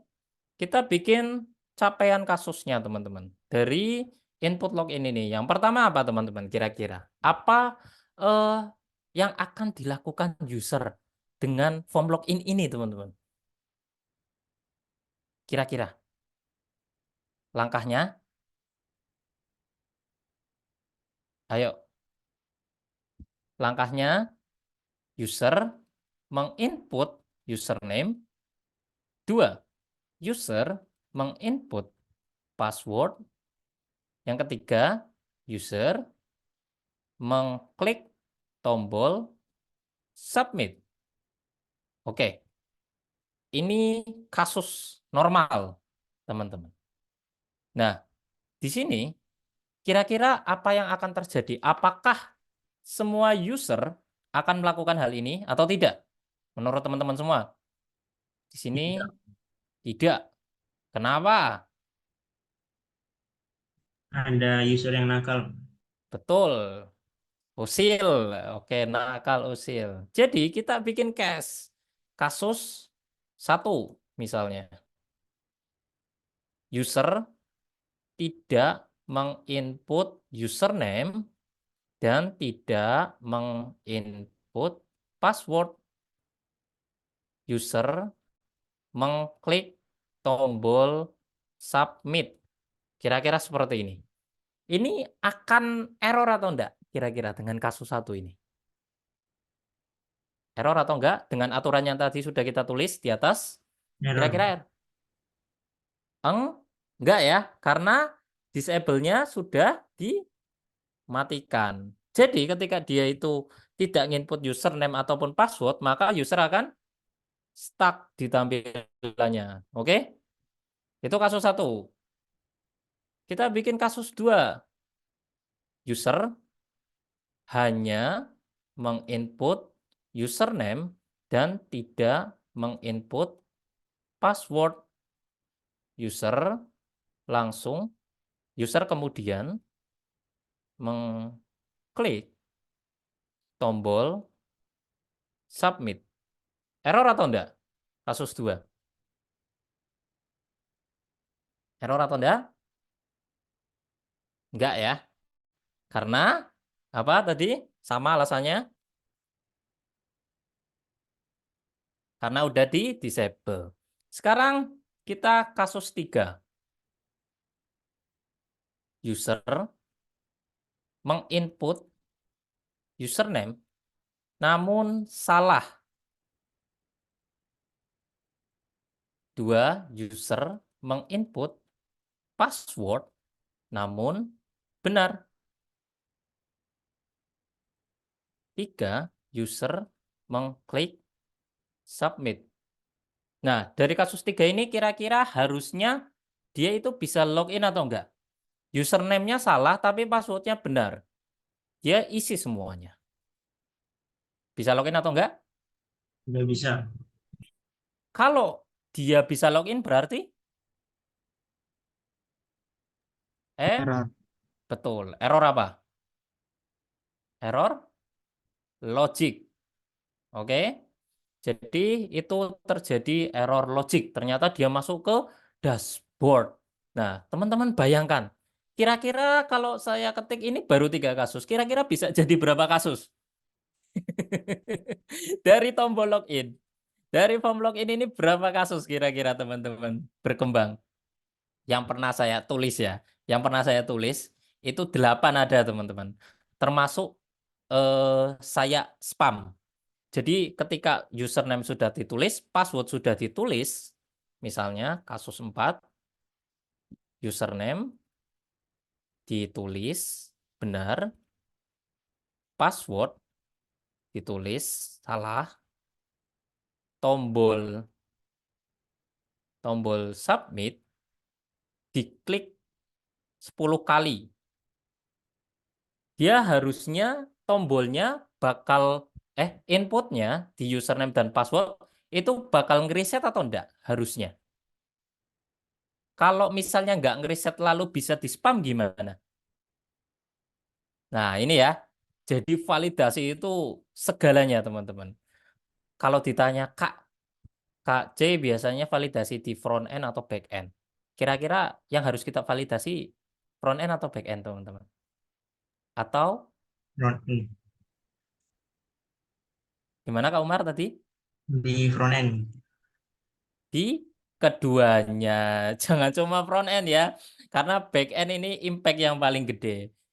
Jadi kalau di back end itu ada metode namanya throttle.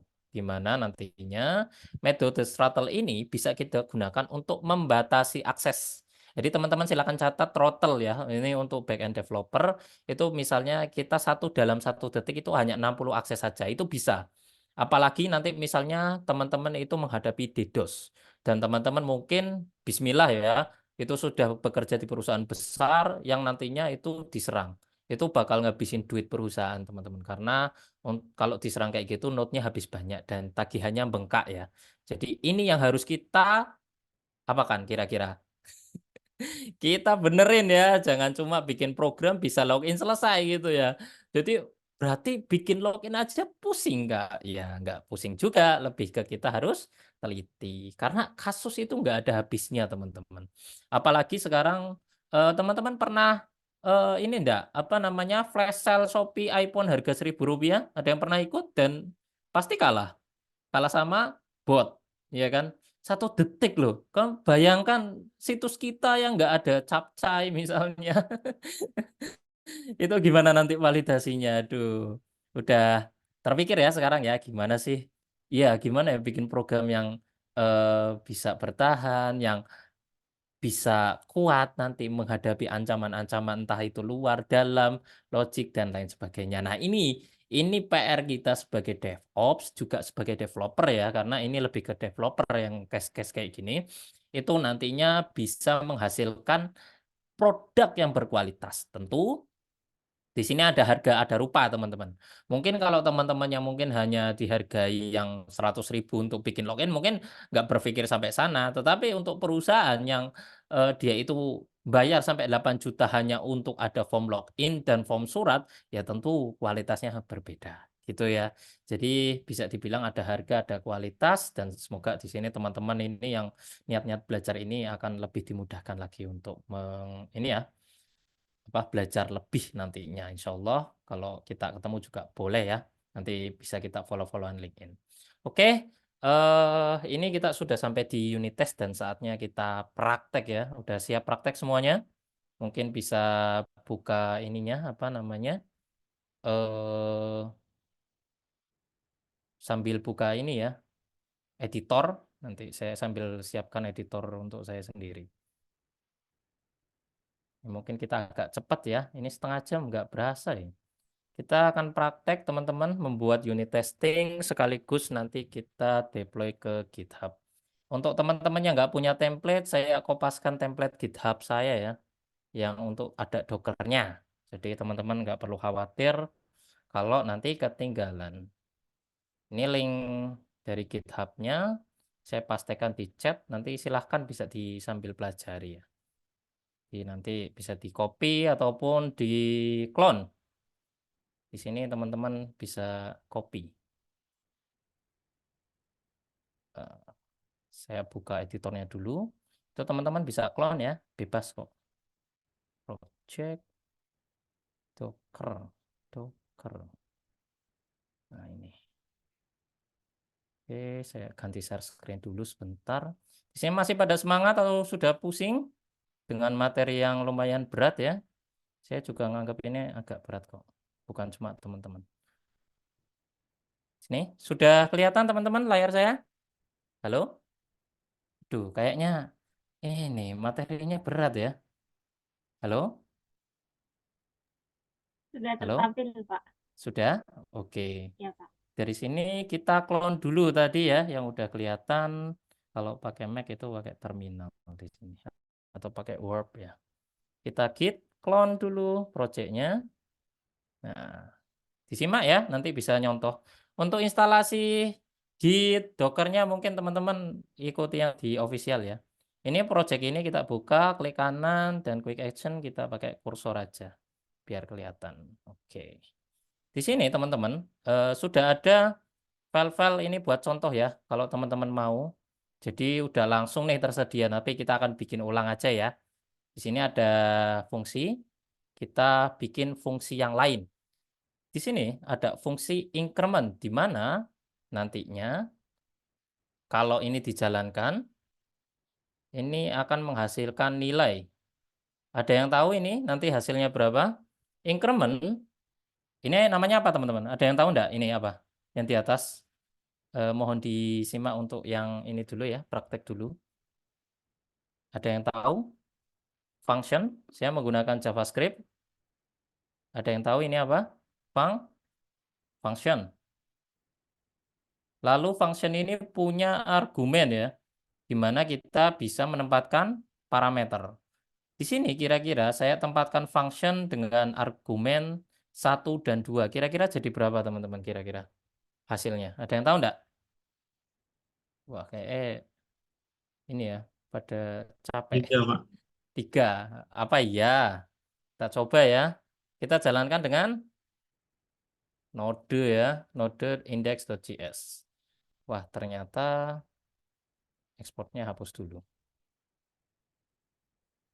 Nah, ini ya, ya benar hasilnya 3 teman-teman. Di sini kalau teman-teman sudah nge-clone tadi, itu bisa di npm apa? Kak Umar mungkin tahu jawabannya? Kalau habis di-clone di Diinstal. betul dengan npm install atau i saja sudah cukup sebenarnya. Nggak perlu ribet ya. Di sini udah jadi ya. Nah, ini udah ada JS-nya dan kita bisa jalankan auto testnya di sini. Kita uji dulu. Tadi 1 ditambah 2 sama dengan 3. Kita tambahkan fungsi ya. Fungsinya mungkin lebih ke decrement misalnya atau multiply. Gini ya. A dan B. Return A.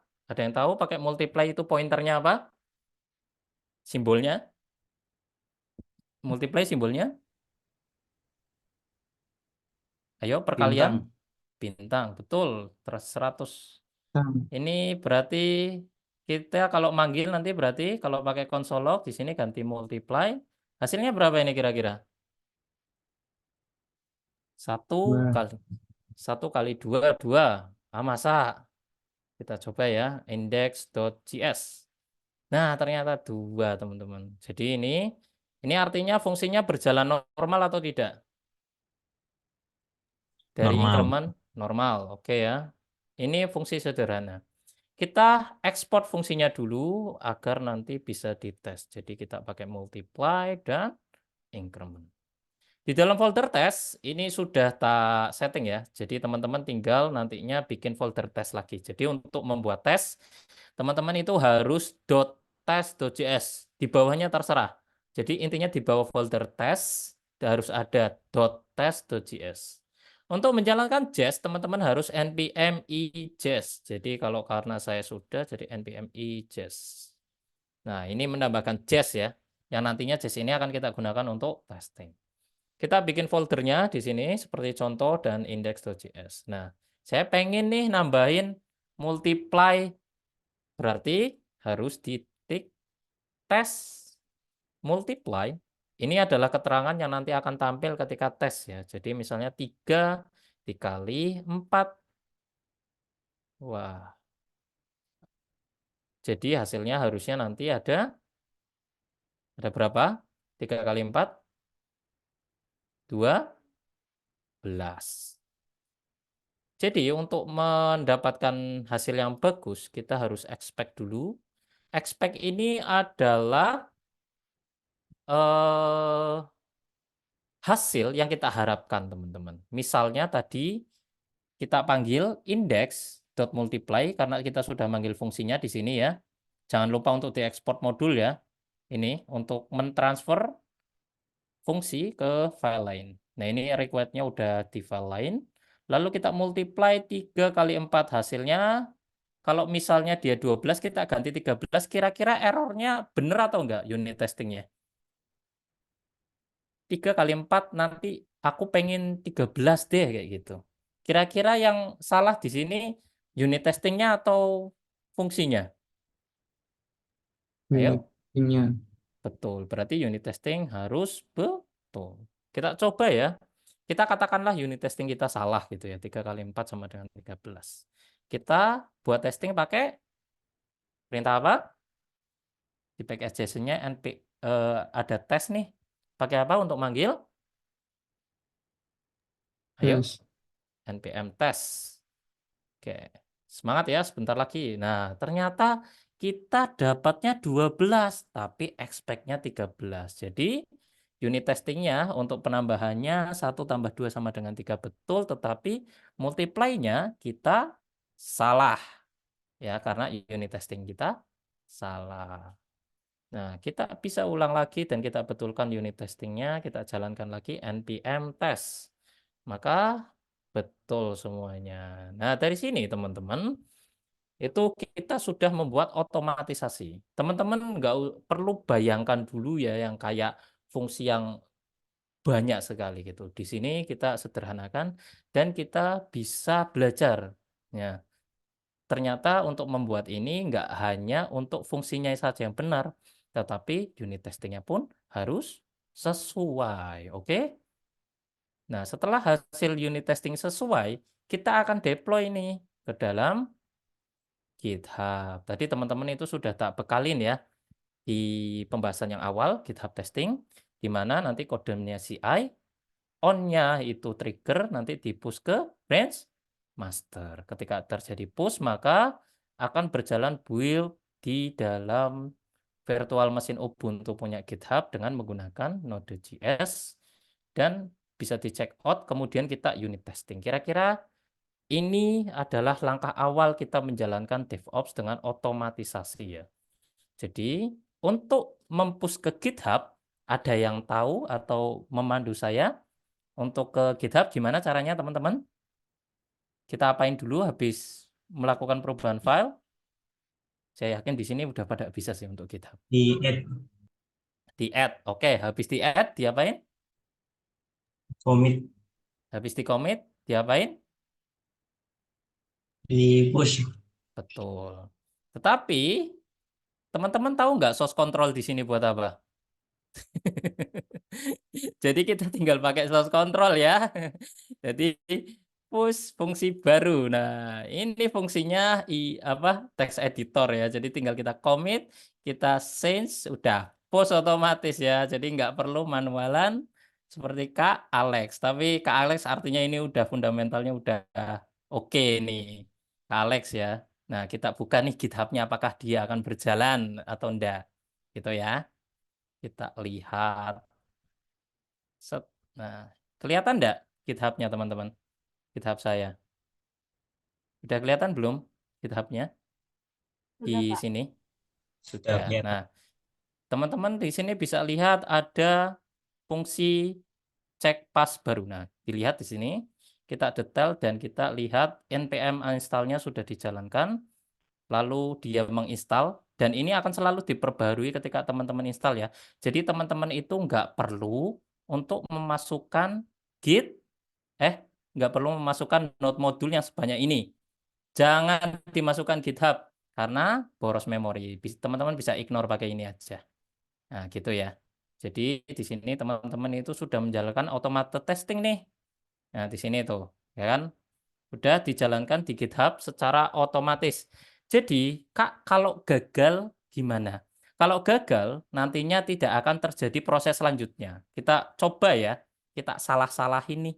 Gitu. Kita salah-salahin dulu, kita ubah unit testingnya 3 kali 4 sama dengan 13 seperti tadi.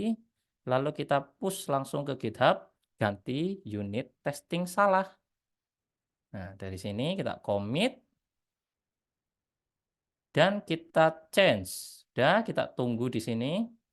Nah, pasti udah nih. Habis di commit. Oh, masih muter ya. Kita tunggu. Nah, ini unit testing salah. Kira-kira hasilnya gimana, teman-teman? Nah, ini dia proses GitHub-nya ya. Jadi ternyata jalannya seperti ini. Nah, dia itu nge-check out atau men-check out semuanya, lalu menerapkan environment, nanti ada bahasanya macam-macam ya. Nah, ini ya, error ya. Yang nanti kalau teman-teman itu biasanya untuk seorang DevOps, itu setelah melakukan unit testing, itu akan diupload ke server. Jadi di sini ketika salah, maka tidak akan diupload ke server atau enggak? Kalau salah ini testingnya. Kira-kira. Diupload ke server enggak? Tidak, betul sekali Kak Alex ya.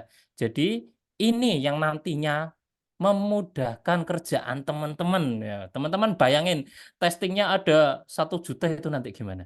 Gitu ya. Jadi di sini teman-teman bisa belajar dengan alat-alat yang sederhana seperti ini. Teman-teman itu bisa mengotomatisasi ya. Cek otomatis.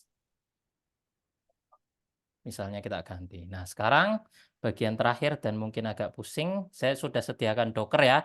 Jadi nggak perlu pusing-pusing nih. Nah, ini teman-teman.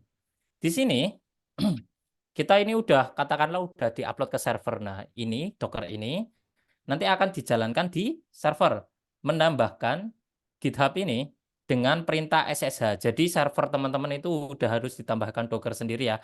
Kalau enggak, biasa teman-teman itu bisa pakai GitHub yang dihubungkan ke server juga. Jadi untuk teman-teman yang pakai Vercel itu mungkin nggak bisa melakukan ini. Jadi harus memang lebih optimal kalau VPS sendiri. Nah, ini kalau pakai Docker, teman-teman itu dari atas kita jalanin dengan, ada yang tahu node Alpine itu apa? Ada yang tahu? Ada yang tahu nggak? Alpine itu apa? Alpine JS ya. Jadi, Framework. iya, betul. Jadi, node Alpine ini adalah Alpine Linux yang nanti kita gunakan. Kak, kenapa nggak pakai Ubuntu? Biasanya Ubuntu. Kalau kita image-nya untuk Ubuntu, biasanya itu memorinya lebih bengkak ya. Karena nanti kita pakai kontainer-kontainer yang memang itu download-nya banyak. Di sini saya menerapkan pakai node Alpine, lalu workdir-nya app, saya kopikan package JSON-nya. Nggak perlu node modules ya teman-teman yang belajar di sini. Nggak perlu pakai node modules karena itu terlalu banyak. Kita copy saja package JSON dan kita install di dalam, ini installnya di mana teman-teman kira-kira? Yang akan install itu Mac saya atau Alpine ini? Yang menjalankan npm install ini. Ayo. Yang menjalankan npm install ini mesin saya atau si Alpine ini? Alpin. Jawabannya betul, Kak Askar. Alpine ya nantinya dia itu akan menginstal kemudian, ada yang tahu enggak ini? Copy titik-titik, ada yang tahu?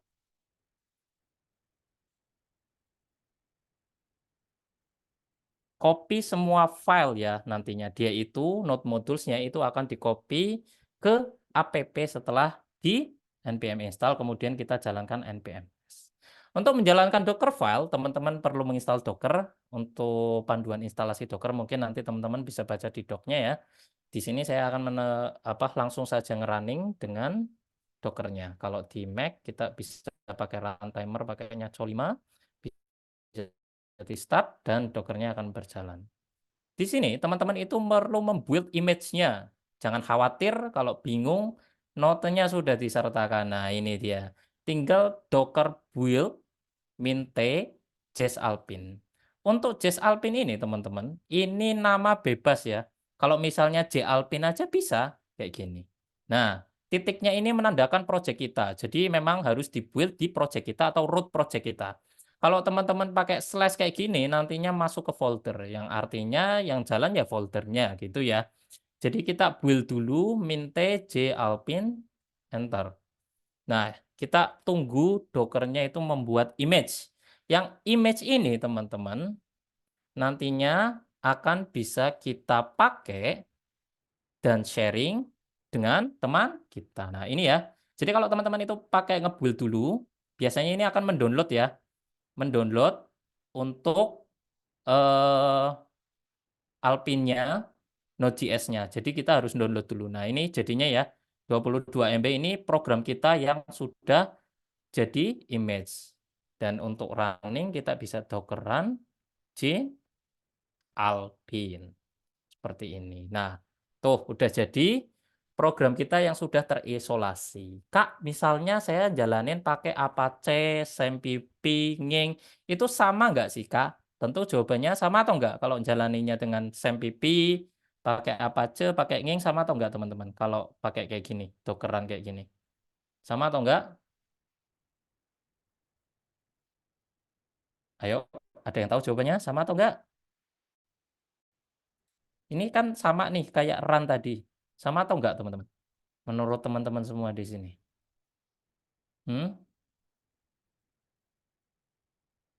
Ada yang tahu? Sama atau enggak? Ayo, bentar lagi ya. Kira-kira. Kira-kira sama enggak? Wah, ada ini ya. Sepi. Kayaknya pusing. Beda. Bedanya apa? Kurang tahu. Enggak apa-apa, kurang tahu gitu. Sarana belajar ya. Kak Virus katanya beda-bedanya apa, Kak? Kok tahu gitu kalau ini beda? Kira-kira bedanya apa? Ada yang tahu?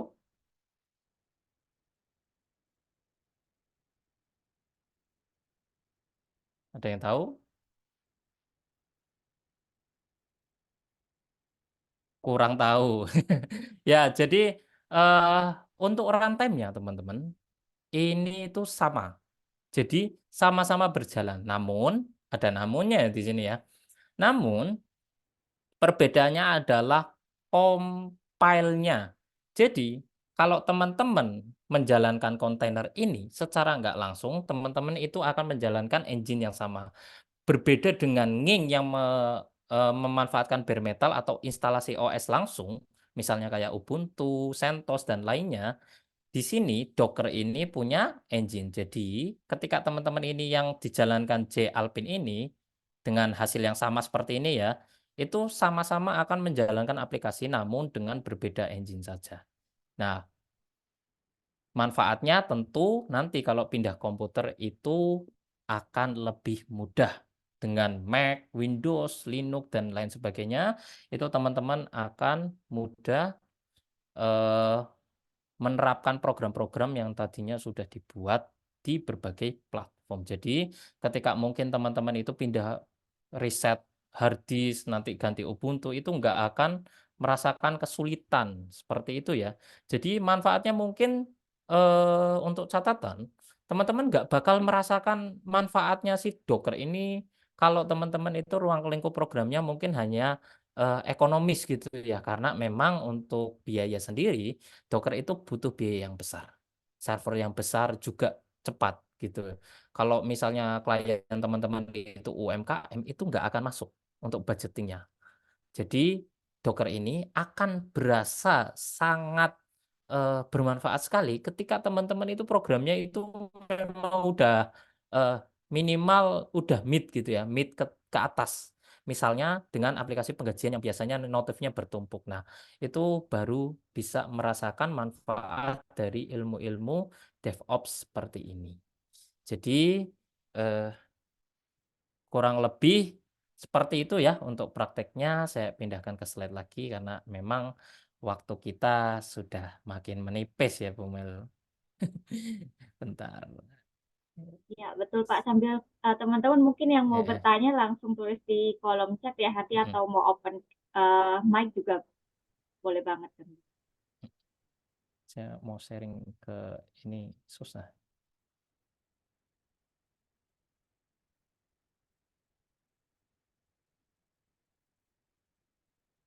Sharingnya nggak kelihatan. Bentar. Ini ya. Oh ya. Oke. Sharing kita kembali ke share-nya mana ini? Ini. Oke. Kita sudah di penghujung ya. Nah, ini dia teman-teman. Silakan teman-teman ada yang mau bertanya. Kalau misalnya mau bikin aplikasi atau apapun, ini ada konsultasi. Nah, kira-kira iya, yang mau bertanya silakan bisa raise hand ya atau tulis chat. Nah, ini referensi nih teman-teman. Ada yang mau bikin aplikasi kita bisa bahas di sisa waktu yang mungkin hanya 8 atau 9 menit nih. Kira-kira nanti harus gimana sih Kak? Kayak gitu. Ada yang mau bikin aplikasi apa gitu? Nantinya kita bisa diskusikan bersama. Wah, kesempatan langka ini. Biasanya itu klien kalau mau bikin nyiapin duit dulu baru tanya ini. Kalau teman-teman langsung tanya, mau bikin apa nih gitu. Silakan yang mau bertanya tentang DevOps ataupun nanti tentang sebagian dari project planning test nggak apa-apa. Kita bebas ya. Kira-kiranya nanti mau bikin aplikasi sekolah misalnya. Ternyata klien kita budgetingnya itu mungkin hanya sekitar 2 juta gitu. Kira-kira servernya mampu nggak ya? Muridnya ada berapa? Ada 1000 misalnya gitu. Apakah kita pakai hosting atau VPS kayak gitu-gitu. Itu ilmu yang nggak bakal didapat di kuliah teman-teman. Dan saya juga ketika kuliah nggak dapetin itu. Gitu ya.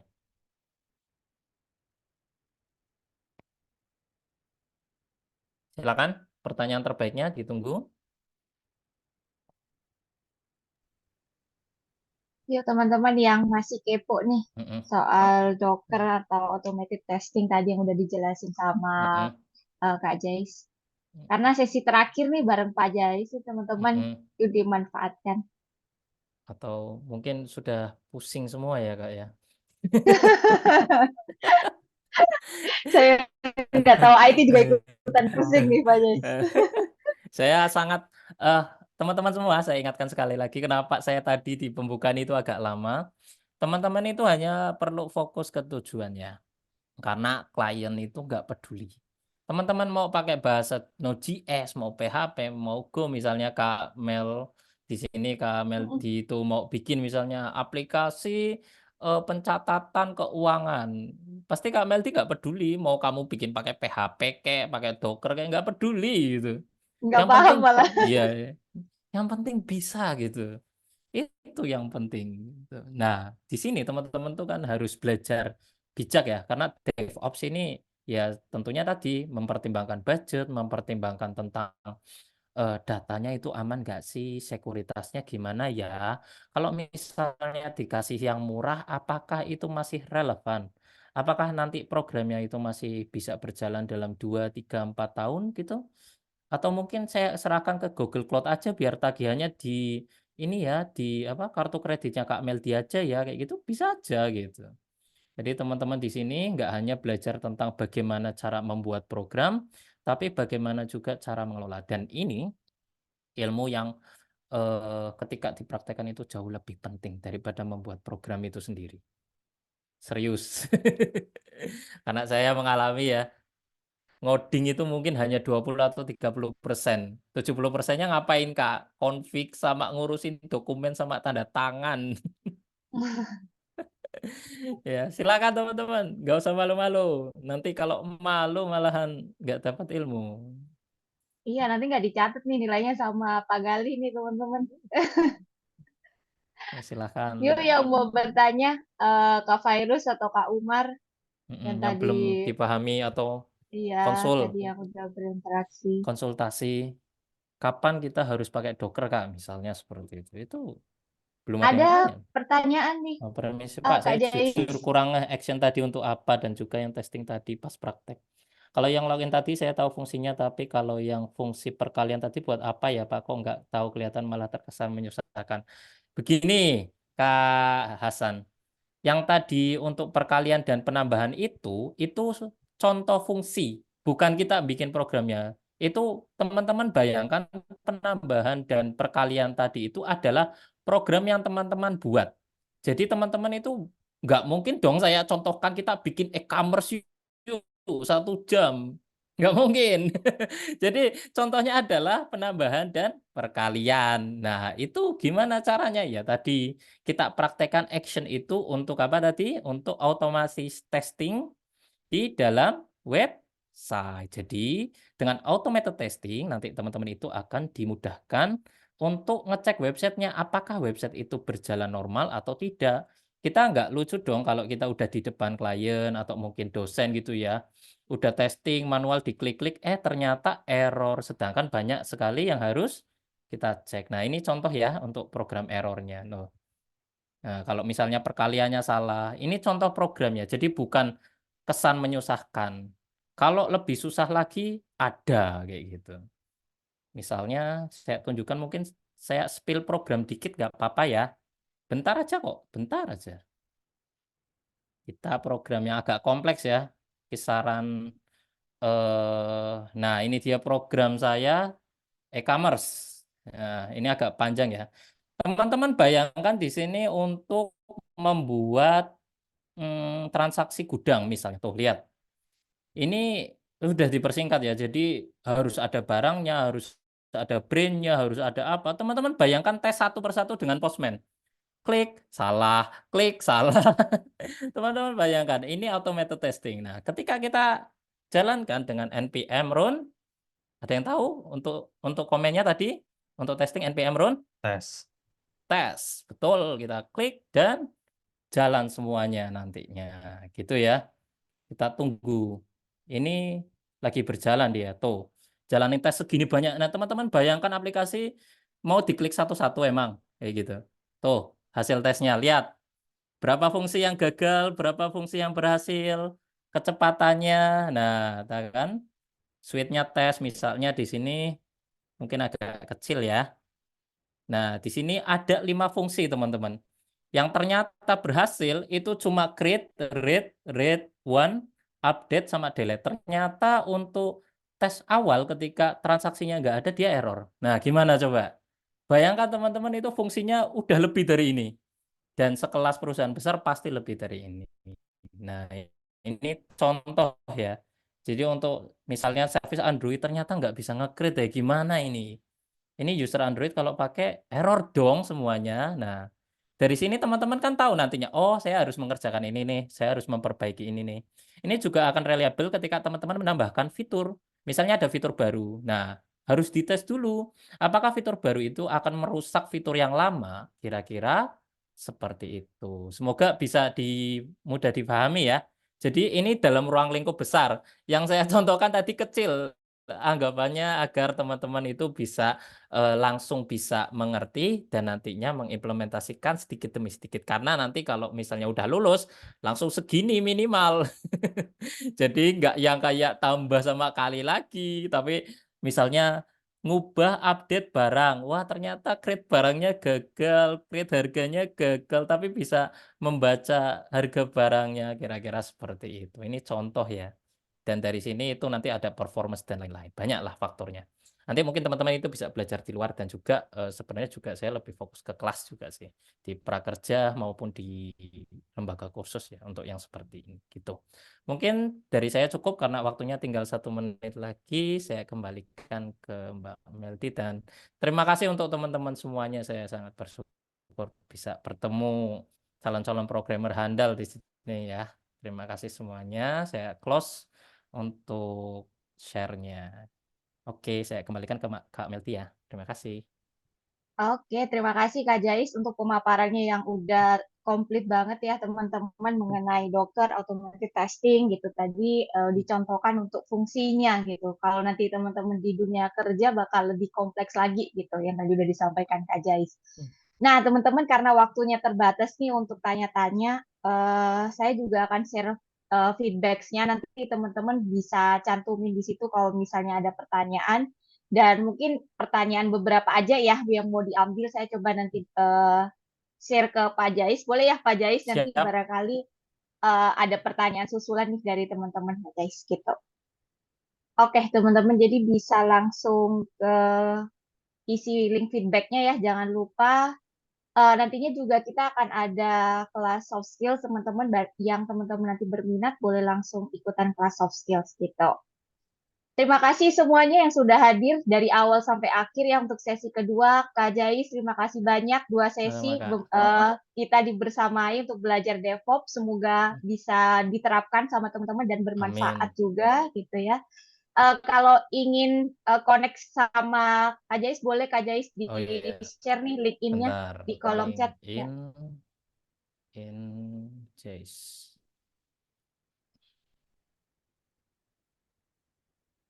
Ya, teman-teman bisa connect atau mau sharing-sharing juga bisa nanti sama Kak Jais, teman-teman. Ini LinkedIn saya ya, sebentar. Oke. Ini dia LinkedIn-nya, silakan teman-teman connect nggak apa-apa, nanti saya connect balik. Saya mungkin agak kurang aktif, tapi saya connect-in semuanya nanti. Barangkali kita nanti bisa proyekkan, silakan teman-teman flexing nggak masalah, barangkali saya butuh orang. Ini juga kalau boleh spill lagi nanganin project Pemkap nih. Dan masih butuh UI UX sih, kalau ada ya. Silakan teman-teman, kita flexingnya yang bermanfaat ya. Terima kasih semuanya, ditunggu feedbacknya. Terima kasih Kak Jais. Nanti teman-teman bisa share portfolionya nih biar di screening sama Kak Jais, teman-teman. Oke, terima kasih banyak teman-teman semuanya. Kita akhiri untuk sesi kedua ini. Lanjutannya ada di sesi ketiga. Jangan lupa nanti isi link feedback supaya bisa klaim sertifikatnya dan kita bisa ningkatin juga untuk sesi kelas collaboration ini bersama praktisi gitu. Oke, saya akhiri teman-teman. Terima kasih banyak mewakili dari tim Katalis dan Point Hub. Mohon maaf apabila ada kesalahan atau ada yang kurang dalam menyelenggarakan kelas collaborations IT program ini.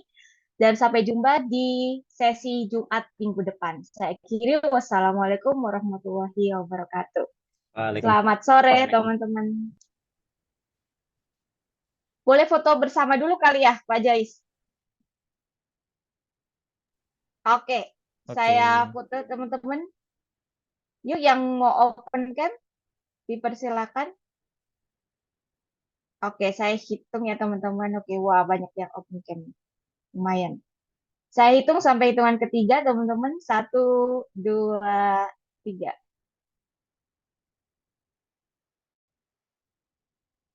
Oke, terima kasih banyak teman-teman semuanya. Terima kasih banyak.